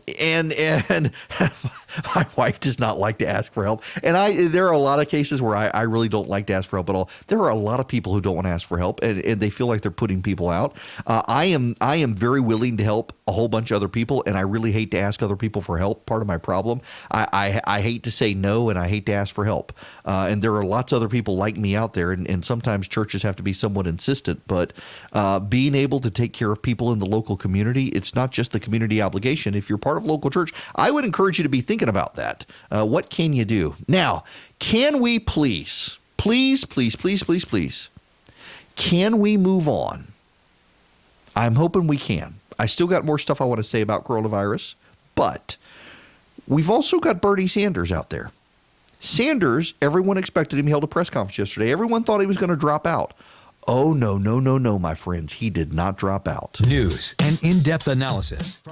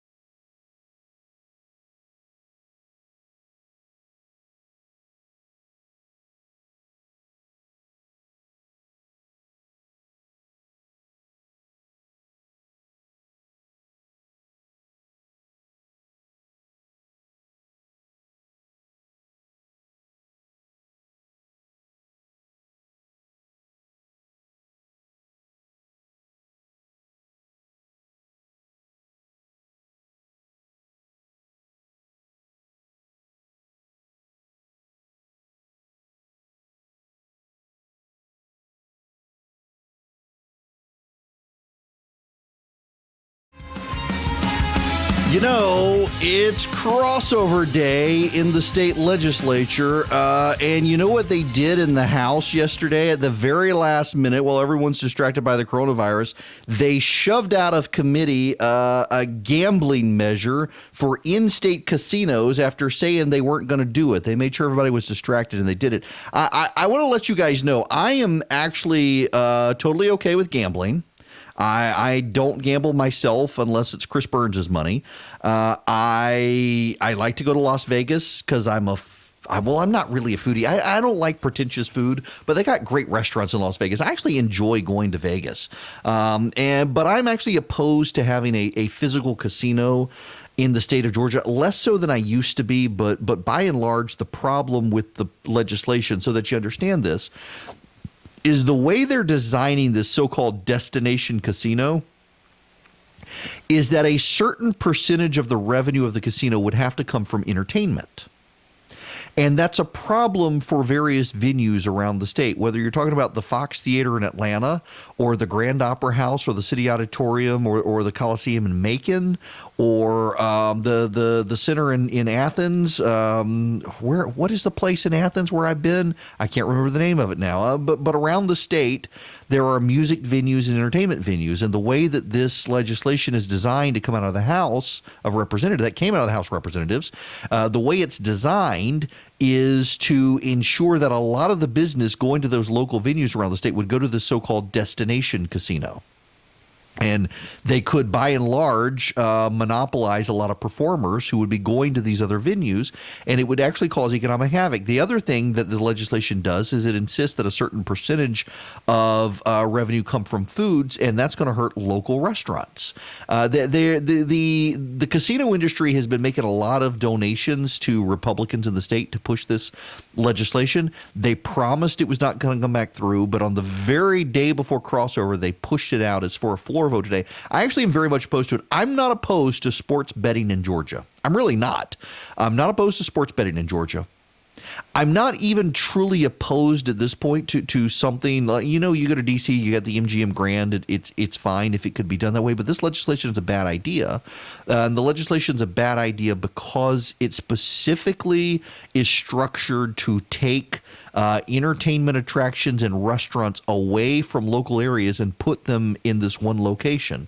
And so the economic impact would actually be negative to the state. The other thing is there has never been, I am not aware of an example, and there are plenty of studies out there that are not funded by the casino industry that show that every state that's done this to boost the education scholarships in the states actually don't see a boost because even the government can't bet against the house odds. In the casinos are able to structure their revenue in such a way that it makes it look like they're not earning as much money as they are. And then they use entertainment as a loss leader to people, bring in people to the casinos to gamble. It becomes an unfortunate structure, and I think it's a bad idea. I'm totally okay with sports betting in Georgia. At this point, I don't know. I may be the only person I know who doesn't bet on sports in this country.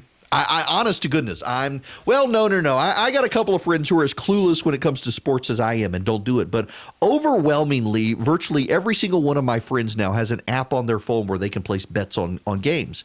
And I'm totally okay with the state building a facility at the Braves Stadium or at Mercedes-Benz for people when they're watching a game to be able to go and place a bet. But having a casino in the state would actually do economic damage to some of the great music venues and entertainment venues in the state, the way this bill is structured. 15. And again, they said they weren't going to do it, and they waited till the last minute to rush it through. And that is a real problem that I have with this.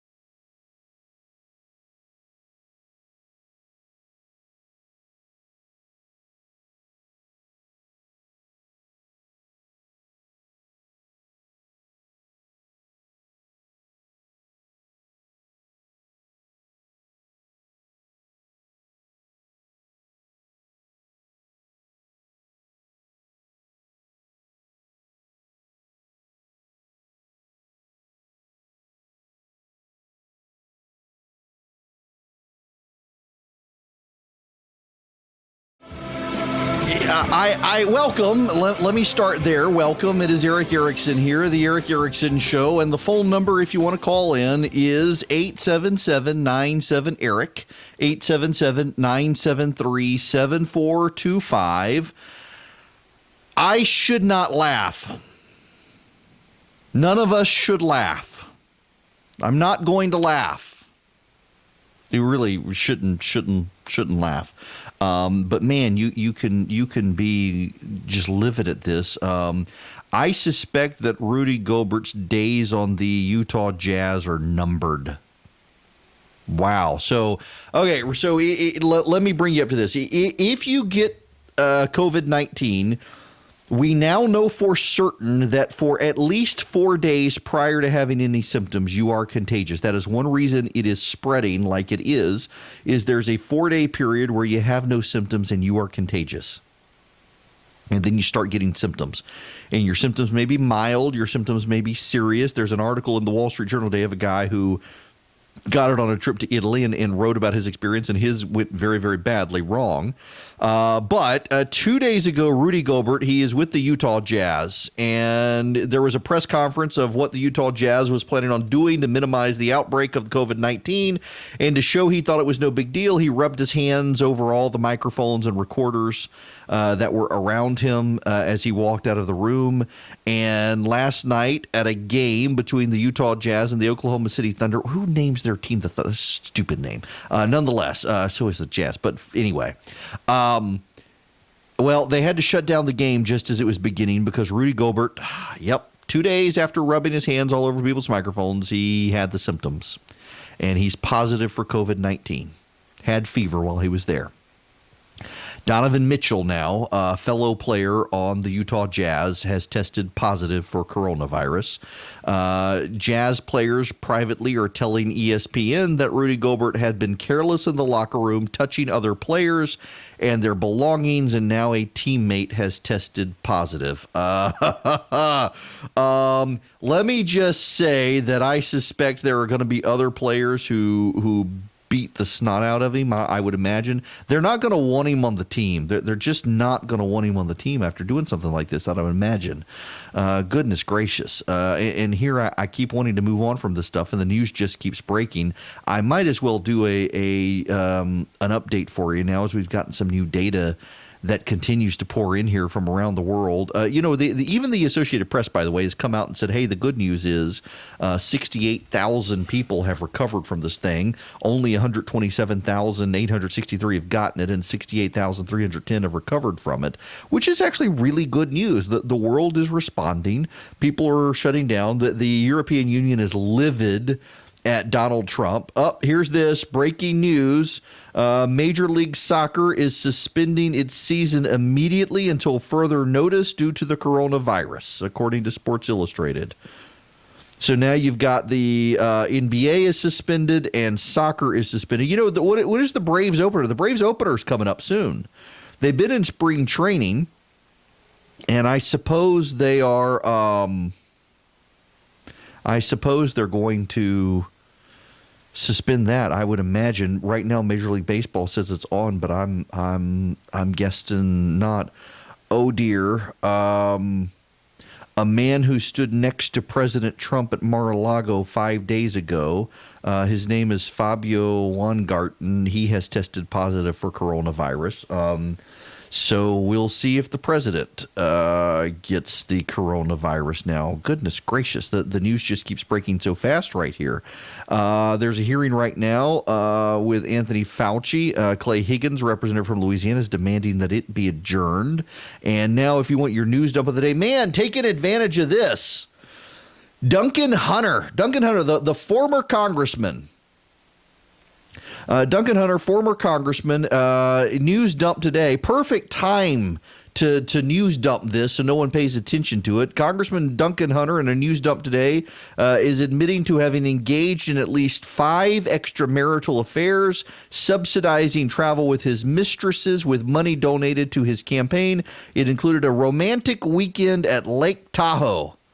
Holy moly. All right. The news just in every direction. See, this is the perfect time to dump the news. I told you, nobody's talking about impeachment anymore, are they? Nobody's talking about impeachment. Nobody's talking about the Iran situation. Nobody's talking about the North Korean situation. What were the other big scandals? No one's talking about the kids at the border. Nobody's talking about any of that stuff. We're all talking about the coronavirus. Now, there's a difference. This news cycle will move on too. By the summer, this news cycle will move on. There is a fundamental difference, though, between the coronavirus story and these other stories. The coronavirus story has a body count. The Iran story really doesn't, other than Qasem Soleimani. Impeachment doesn't have a body count. The North Korea treaty stuff doesn't have a body count. The kids at the border doesn't really have there are a couple of people who died trying to get there, but it doesn't really have a body count. This story is going to have a body count, and that's why it's going to stay alive a little bit longer than the others. But we will, I suspect by the summer, we'll be moved on to something else. But this one is going to be around for about another month. Now, Mike in Clarksville, I want to go to you. Have I screwed up on air and said something wrong? No, sir. I would appreciate that you would keep your strategy focused here on Georgia and to find out where outside of the Atlanta area this is spreading. And the numbers that you gave today about how many days in the past and looking at the growth in the number of cases, and that it's the same exponential growth that is occurring throughout the world. We have to be aware of where this is going. And I personally don't believe in a month this is going to be over. It's not over in China. Yeah. It's not going to be over here. Well, yeah, I'm glad you say that, Mike, because that is a poor word choice on my part. It's not going to be over. I think we will probably be turning the corner. Like in China now, the rate of infections has gone down. It's not spreading so much as people are getting over it. Reported. You can't believe the Chinese. That is fair. Now, let me explain, because you mentioned this, and for those of you who weren't here in the first hour, Mike, thanks very much for the phone call for that. Here's the situation. You reach a level. Now, let me find this report. I had it pulled up earlier. This is from, the website is Medium. I may have to put this out. If you want to subscribe to my Substack, and let me explain Substack. So I started doing this, I write daily at The Resurgent, but I started doing, I really don't make any money from The Resurgent, and I have other writers. It's a group site, but I wanted to have somewhere where I could do more in-depth stuff for people who are willing to get it. And so I discovered Substack, and so I do a newsletter at Substack, and it's much more in-depth and a deeper dive into topics. If you're interested in getting it, text the word SHOW to 33777, and you can get a subscription to it. You'll also get a link to the podcast, which is rather important. What happens is you text the word SHOW to 33777 and ask for your email address because it helps me weed out spam. You'd be amazed at the number of spam I get. Once you send back your email address, you'll get a link to the podcast, and you'll get a link to Google, and you will get a link to the Substack page, purportedly. It's not coming through. Maybe it's broke. I do know if you text data to 33777, you'll get a link to the Substack page. But anyway, so maybe I'll have to put this in the Substack page. The coronavirus. Here is, let me find the relevant chart because this is important about the spread. And it shows the point of doubling in populations, and it's kind of a troubling chart as to where we are. That when you cross about 400, when you cross 700 infections in a country, it rapidly gets to the point of doubling every 2 days. That's the concern that we have. Yep, here we go. The daily growth rate. When you get to, let's see, when you get to about 700 cases, it begins to spread by growing, doubling every 2 days. I'm reading the chart as I'm talking to you. So there you have it. In Belgium and the Netherlands and Denmark, they're largely shutting down those countries now because those countries are well past the point of doubling every 2 days within their population. The United States has just crossed that line. Iran is very close to that line. And it's based on the daily growth. You get to a point where you start having pretty serious exponential growth within countries. Italy is starting to see this. Again, the thing you got to remember about with Italy is that you got, within the last 8 days, 9,000 cases in 8 days. And half of those have required hospitalization, and a tenth of those, the total number is 12,462 in Italy right now, and a tenth of those have required ICU, and half of those have required hospitalization. So it grows very, very fast. Now, is it going to be a massive thing where everybody falls over dead? No, that's part of my problem with the way this is being covered by the media. How do you draw the line on this? Not everybody's going to fall over dead. In fact, 99% of people who get it are going to be just fine. The question is, how quickly does it spread? How quickly can it be contained? And does it mutate again worse? And that's part of what we're dealing with here. And if you got questions, by the way, very fascinating. I hate to refer you to other sources when I should be the gatekeeper of all your knowledge. But Joe Rogan, I'm not a huge in fact, I don't listen to Joe Rogan. I only recently knew he was, and I know a lot of people listen to him. But there are a lot of people who do listen to him. And he did an interview with the leading epidemiologist in the country the other day talking about why this is such a big deal. And I've got a lot of friends of mine who have been deeply dismissive of it, and they're huge Joe Rogan fans, and actually one of them reached out to me the other day and is totally freaked out now, having heard it. I'm like, listen, calm down. There's nothing to freak out about. Just take some precautions here. Let's go back to the phones. Adam in Athens, you're going to be next. Welcome. Hey, Mr. Erickson, how you doing? I'm fine, but please, my dad is Mr. Erickson. I'm just Eric. I was just being kind of facetious. I was seeing if anybody had called Dean Koontz yet, because he wrote about this in his book in 1981. Like Into the Darkness or something. Wait, who? Specifically mentions Wuhan. Dean Koontz. Oh, yeah. You know, as a matter of fact, who was it? The Joe Rogan guy? I can't remember. I think it was him who actually said he wrote a book several years ago and predicted that one of the next mass outbreaks of virus in the world would come from Wuhan. Yeah, this was 1981, specifically Wuhan, and it says in 2020 a respiratory virus will spread. So it's kind of freaky, but yeah, it is kind of freaky. But you know, I mean, just consider this: how predictable it's been. The number of people who have been pointing to this area of the world saying something's coming.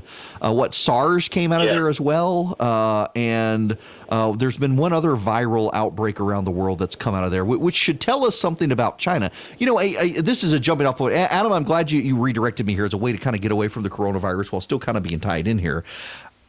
I have said for a while now that there's so much of a media fixation on China. I was actually on, y'all forgive me, I was in first class on the Acela Express. I was on the Acela corridor in first class, and let me tell you, first class at Acela is glorious.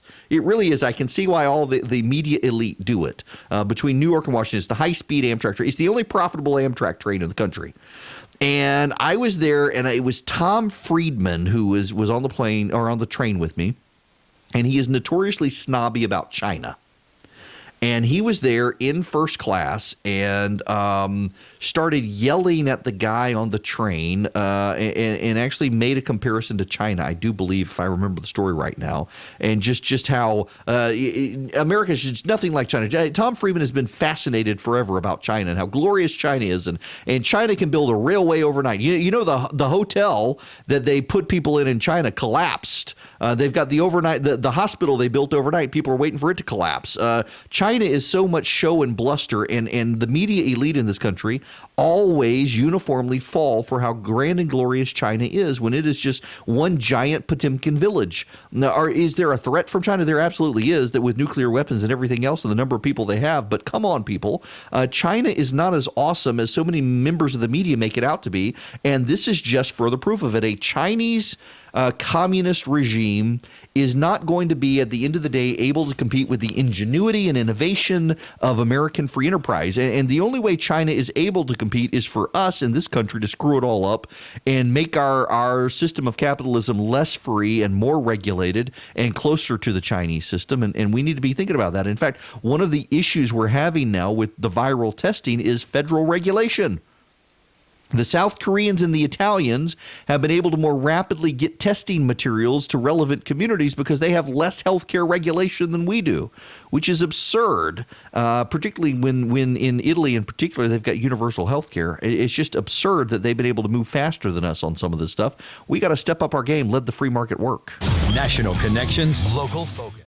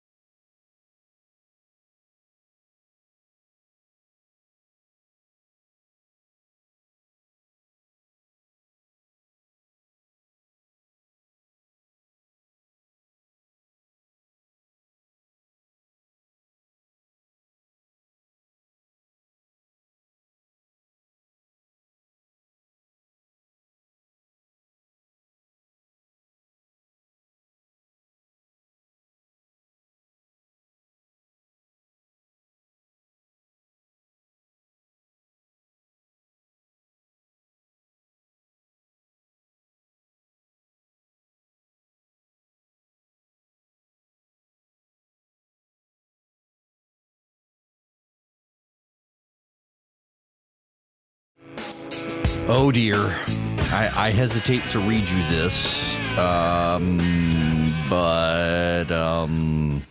yeah, we need to go there. This gives you an extent to how much the media is overplaying this coronavirus situation. It's all media hype. Here's your proof. 2 days after Iran declared its first cases of the coronavirus COVID-19 and what would become one of the largest outbreaks of the illness outside of China, evidence of unusual activity appeared at a cemetery near where the infections emerged. At the Behest Masuma complex in Qom, Iran, 80 miles south of Tehran, the excavation of a new section of the graveyard began as early as February 21st, satellite images show, and then rapidly expanded as the virus spread. By the end of the month, 2 large trenches, their lengths totaling 100 yards, were visible at the site from space.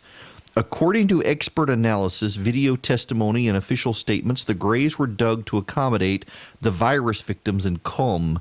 Iran, a nation of about 80 million people, has suffered a particularly deadly surge of coronavirus infections, including among its top leaders. Iran's health ministry said 429 people have died of the virus, which causes the disease known as COVID-19, and more than 10,000 have fallen ill. Among the dead are members of parliament, a former diplomat, and even a senior advisor to the supreme leader. At least 24 other officials, including a vice president, have been infected. In Qom, the spiritual center of Iran's ruling Shiite clerics, more than 846 people have contracted the virus. Iran's government has not released an official death toll, however, where about 1.2 million people live. But videos, satellite images, and other open source data from the cemetery suggest the number of people struck down by the virus there is significantly higher than the official figure. A senior imagery analyst at Maxar Technologies in Colorado said the size of the trenches and the speed with which they were excavated together mark a clear departure from past burial practices involving individuals and family plots. In addition to satellite imagery, videos posted on social media from the cemetery show the extended rows of graves meant for coronavirus victims. The imagery analyst, who requested anonymity because of the sensitivity of his work, also pointed to an image showing what appeared to be a large white pile of lime, which can be used to manage decay and odor in mass graves. Iran health officials have in recent weeks confirmed the use of lime when burying people there. And my goodness, you can actually see it on the satellite. They have, you can see the piles of lime in the satellites. You can even see the trenches in the satellites. Wow. So significant goings on in Iran as this virus continues to spread around the world. Doesn't this make you all calm and happy? Let me give you a little more from the president. To keep new cases from entering our shores, we will be suspending all travel from Europe to the United States for the next 30 days. The new rules will go into effect Friday at midnight.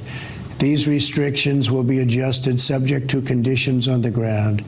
There will be exemptions for Americans who have undergone appropriate screenings, and these prohibitions will not only apply to the tremendous amount of trade and cargo, but various other things as we get approval. Anything coming from Europe to the United States is what we are discussing. These restrictions will also not apply to the United Kingdom. Okay, now why will it not apply to the United Kingdom? Well, the United Kingdom is outside the European trade zone where a lot of Chinese travel. You know, the United States suspended travel to China and Europe didn't, and that's why the infection got hold there quicker. In fact, the reason that the infection got hold in northern Italy so much is because a lot of northern Italian leather manufacturers outsourced to China, and instead of moving the factories to China, China moved employees to Wuhan, from Wuhan to northern Italy, and that's why the infections are so large. But here's a key detail that the White House, that the president didn't put in his speech, just so you understand. And this is what, if you were here the first hour, Don Lemon going just absolutely infuriatingly, hysterically mad with John Kasich, because the president left this detail out. Here's the actual restriction. The travel restrictions with Europe apply to foreign nationals who have been in one of 26 European countries with open borders agreements in the last 14 days. Those exempt from these restrictions, such as U.S. citizens, will be directed to limited airports where screenings can take place. So if you're an American, you can leave, but if you're from one of these European countries, you can't come here. You got to be a British citizen to be able to get here.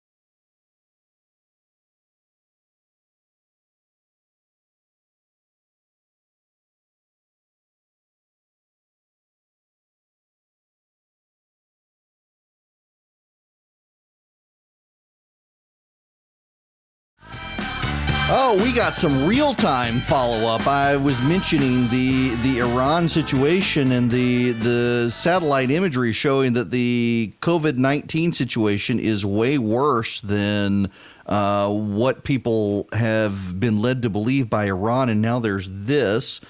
This is from Erick Ding. A listener just sent this to me. He is the Federation of American Scientists and health economist and Harvard. He went to Harvard, went to Johns Hopkins, and he's an epidemiologist, and he's just sent this out. Iran saying 10,000 cases doesn't reveal how bad it is. Many experts think Iran's epidemic is probably 10 times worse, possibly up to 1 million cases.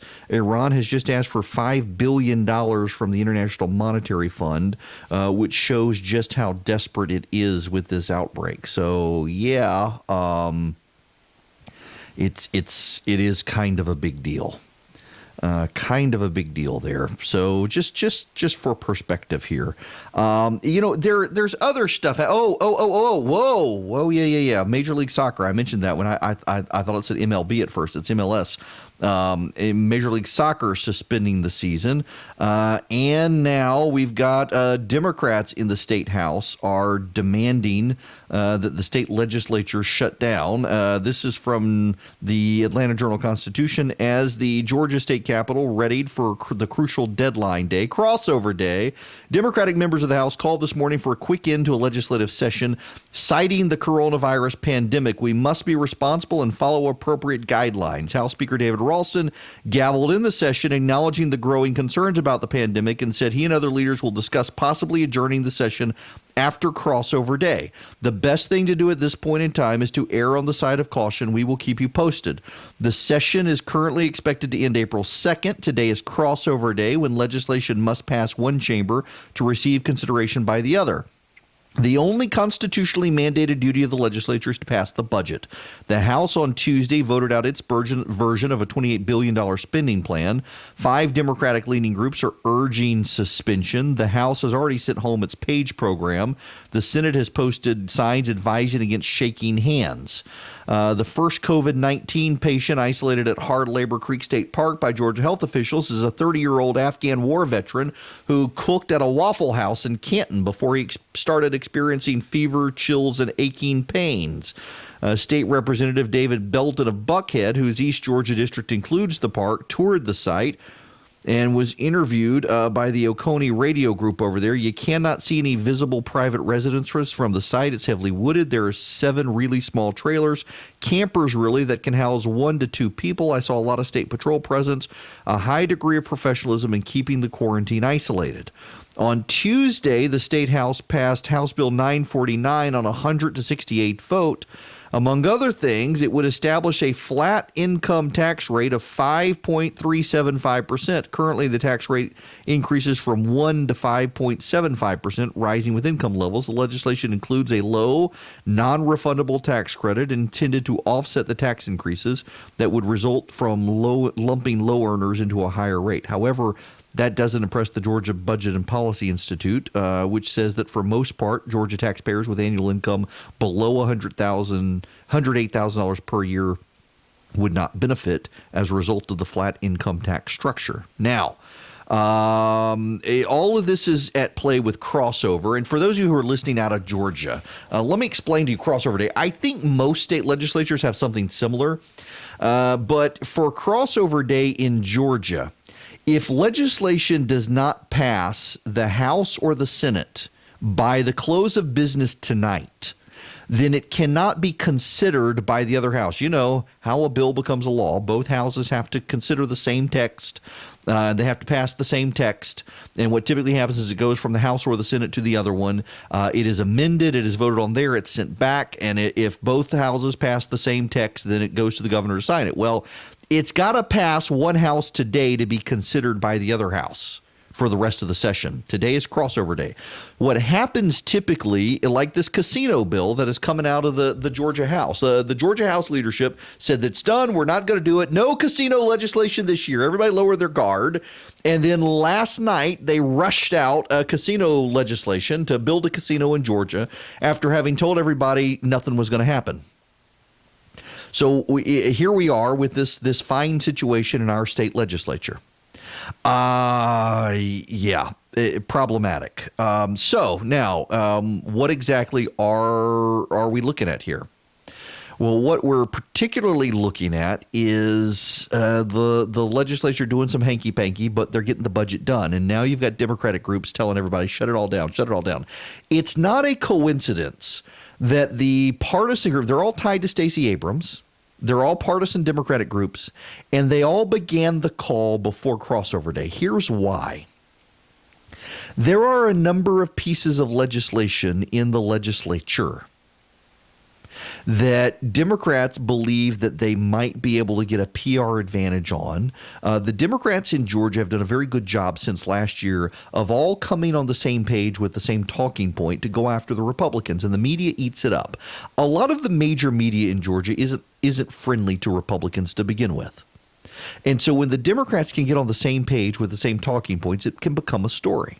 Take the Lake Juliet situation, and this is not to dismiss the Lake Juliet situation. There's a serious situation with Georgia Power and Lake Juliet, but a lot of Democratic groups have taken what is a serious situation and turned it into a partisan situation, and that makes it more difficult for the other side to consider it because it has partisanship written all over it. They don't want to give the Democrats a win any more than the Democrats want to give the Republicans a win. So what they do is they make a big deal about the legislation, and now that we're to crossover day and it has no chance to pass, what they want to do is they hold a press conference and say, we got to shut it down. We got to shut the whole thing down. Shut the legislature down now before crossover day. And they know if they can get it shut down before crossover day, then the legislation, they've got several weeks where the legislature is not meeting where they can build a story. They can't build a story right now because the only thing anybody cares about in the news cycle is this virus. So it's real hard to get sympathetic treatment from the various media outlets around the state when the various media outlets around the state are only focused on what's going on with the virus. The only way to do it is to shut down the legislature, let everybody go home, let the situation calm down, let the virus burn itself out, and then come back and start over again with the coordinated campaign. That doesn't seem to be working. That's why the Republicans in the state do not want to shut the legislature down before crossover day. They want to go on and lock everything down so that there can't be any hanky-panky with the legislative agenda. And I'm sure the Democrats will still try, but it's not quite going to be as effective as what would otherwise be the case. And therein lies the problem. Now, you do need to know one bill that has gotten people's hackles up is a Republican-authored bill by Casey Carpenter and Dalton. It's House Bill 997. It is a bill that would allow the so-called Dreamers, the DACA recipients, to receive in-state tuition rates at some Georgia colleges. It's been a very emotional, contentious issue. Carpenter says it's a workforce development issue. If you go up to North Georgia, particularly if you go into the Dalton area, there are a lot of immigrants there, and some of them are illegal. And they brought their children to Georgia with them. And their children came here as small children, and they don't know any other place as home. They've never been to Guatemala, Honduras, Nicaragua, Mexico, El Salvador. They've never been. They've grown up in the United States, and they're not American citizens. They're illegal aliens. But they came here as small children, and they've become Georgians, and they speak English. And so Casey Carpenter realizes up in Dalton, in a lot of the carpet manufacturers and whatnot depend on this immigrant labor. And what do you do with the kids? And it's a workforce issue to them. And so Carpenter pushed forward the legislation. It would allow DACA recipients to qualify for in-state tuition except at Augusta university, the University of Georgia, Georgia Tech, and Georgia State University. So you could go to Kennesaw State, you could go to Middle Georgia College, you could go to Georgia College State University, you could go to Georgia Southern, but you couldn't go to UGA, Tech, Augusta University, or Georgia State. And the legislation has not made it through for crossover day. In fact, Chuck Martin from Alpharetta didn't motion for the committee to vote on the bill and said it could conflict with federal immigration law, and he wants to wait for a U.S. Supreme Court decision on DACA. We're going to work towards something in the next legislative session, he said. Carpenter, of course, disagreed. Carpenter left the meeting upset. Pat Gardner of Atlanta, Democrat, embraced Carpenter. Carpenter, of course, is a Republican. And Casey Carpenter from Dalton has a lot of he's a restaurant owner in Dalton, and he's got a lot of constituents. And have you ever been up to North Georgia? I'm amazed by, and by the way, it's fantastically good eats. You go up there are some great hole-in-the-wall Mexican restaurants in North Georgia. There are a lot of Central and South American immigrants up there, some of them illegal, some of them legal. A lot of them with kids, many of them illegal immigrants, many of them kids who are actually legal because they were born here. Some of them carried here by their parents when they were young, and they consider Georgia their home. And y'all listen, I'm kind of squishy on the issue for a lot of my friends. I just think, and you can disagree with me, I'm okay, we can be friends. I just think, if your parents carried you here as a small child and you don't even have a memory of your native country, and this is in your memory the native country, I genuinely think that you should be permitted to maybe not become an American citizen unless you join the military, but at least be given legal residency status. Maybe you gotta join the military or go on and get a college degree before you're given full citizenship. But this is the only place you ever knew. In the same way, I really do think this is why I support a border wall. I support the border wall because I think a lot of Americans who are hostile to illegal immigration would change their thinking if they knew we're not going to have any more of it. If you had a big, beautiful physical wall that stretched from the Pacific to the Gulf of Mexico, and you had rebar down 100 feet so nobody's going to tunnel under it, and you had armed guards across. Listen, I'm not making it up. I think you build the Great Wall of the United States of America. And for all the people who say, this is just like the communists in Berlin. No. That was to keep people in. We're not trying to keep people in. If you want to go to Mexico, go to Mexico. We'll put doors in the wall. Just we don't want the people flooding our border. I am totally okay with it. I am totally okay. You know, my buddy Herman Cain used to say, we're going to build a wall that's going to be 100 feet high. It's going to have a moat that's 100 feet long and 100 feet deep, and it's going to be filled with water and alligators. And if you can cross the wall and swim across the trench or the moat and get here, we're going to have a job waiting for you on the other side. I really genuinely think that if we had serious border security in this country, if we closed the border in such a way that nobody could cross, a lot of the people who want to round up every single illegal immigrant in this country would say, hey, it's not a problem anymore. Let's now deal not emotionally but rationally with this issue. We do have people who have lived in this country for 40 years who are illegal aliens. They are grandparents now. They've got children and grandchildren who are American citizens. There's no reason for us to deport grandma. But we have people who live in this country who have regularly broken the law, and it is time to throw them out, and now we know for sure they can't get back in. And I really do believe a lot of my friends who are very hostile to illegal immigration would recognize, the kid who came here who's underage, has no memory of their native land, has always known America, but is not an American citizen because they're technically an illegal alien. Yeah, let's let them get a college degree or join the military and they can become a citizen or at least a legal resident. I think those people who have been here for long, who came here illegally, who we decide we could stay, absolutely not. They do not get American citizenship. They don't want it anyway. That's one of the things a lot of people ignore here is that a lot of these people, they don't want American citizenship. They're here to work and send money home. Let them stay. Up until I think 1967, 68, we had a very robust migrant immigrant worker program in this country where people could come from Mexico, they could do work here, and then they could go home. And they could come back and forth willy-nilly with this visa program. But unions killed it because they thought the Mexicans were taking union jobs. We should go back to that program. We should allow seasonal migratory work from Mexico with as few restrictions as possible to allow people to come here because, frankly, there are jobs Americans won't do at the pay that we're willing to pay them. But they're jobs that people from Mexico will do. I know a guy who has a housekeeper who is an illegal alien, and he knows she is an illegal alien. She has been his housekeeper for 25 years. Her family is now here. She has never gone to Mexico. The only law she has ever broken is she came here illegally. She does not drive because she's not an American citizen and can't get a driver's license. She pays her taxes. She even pays Social Security. She does all of the things she's supposed to do. And she is the ideal person to be an American citizen. But I understand people who don't want this to happen until we can make sure nobody else comes to this country. I get the fear. And I get the rationale, and I get that it's not all fear, that there are legitimate public policy choices that are being made and people disagree. But you secure the wall, secure the border with a wall, and suddenly you can make some more profound changes here and make some profound decisions. Casey Carpenter is a state representative in the Dalton area. There is a high population of immigrant labor there. There's a high population of illegal immigrant labor there. And there's a high population of immigrant labor with children who are DACA recipients.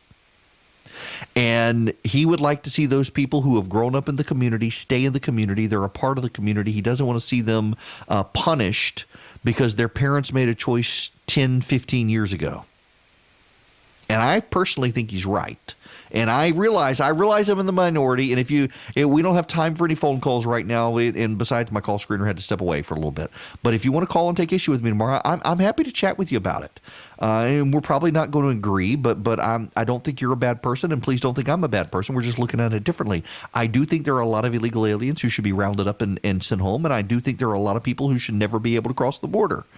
But I also think there are the cases here that we should deal with sympathetically of people who have come here illegally, but they've made this their home and they've poured their energy into making this a better country. And we shouldn't deal with those people the way we deal with the criminals who need to be deported. Your mileage may vary on that. I'm not opposed to this sort of legislation. Want to be on the show? Call Eric now.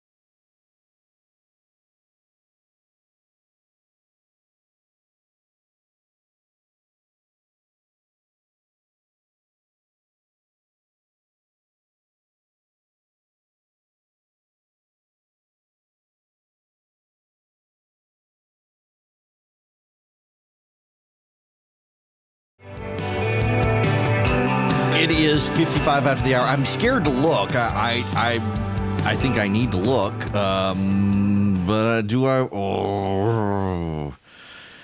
Yeah. So we're in a bear market. And I don't know. Well, so a bear market is the market has fallen 20% from its high. The Dow is down 2,057 points right now. NASDAQ is down 610 points, and the S&P 500 down 215 points. The New York Stock Exchange is down 996 points right now.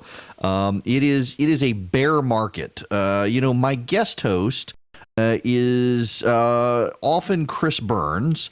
And he actually put up a tweet I found somewhat humorous earlier, the president of Dynamic Money. He wrote, the longest bull market in history is over. When it began, Uber had just opened for business. Donald Trump was hosting season 2 of Celebrity Apprentice, and The Rock had hair. It's been a remarkable 11 years. There you have it. The bull market now effectively over, and he's got a point on that. Also, I know a lot of people are freaked out about the markets right now, particularly if you're close to retirement and you haven't moved. I think that I think that you don't need to panic. First of all, nobody needs to panic. God's still sovereign. God's still on the throne. There's no reason to panic. He's in control. His will be done. But when it comes to your retirement, when it comes to your health, things like that, there's no reason to panic. There are reasons to be prepared and be responsible, though. Take the case of Rudy Gobert, who the Utah Jazz player thought it was no big deal and rubbed his face around and touched all over microphones, and 2 days later is found to have the virus. And now Donovan Mitchell on his team also has the virus. That's a problem. That's not being responsible. Just be responsible out there. There's no reason to stockpile, but when you go to the grocery store, buy some extra stuff to be safe. There are ways to be responsible, folks, and there are ways to not be responsible. And frankly, right now, some people need to be a little more responsible than they have been. And there are ways around that as well. So just be careful out there, people. Be safe. Coronavirus. And the challenge has no has idea gotten what bigger. that noise is. President Trump and his administration have tomorrow. remained You in guys have a constant great contact day. with global, national, state, and local agencies to coordinate our country's response to this crisis. President Trump is utilizing the full power and available resources of the federal government and private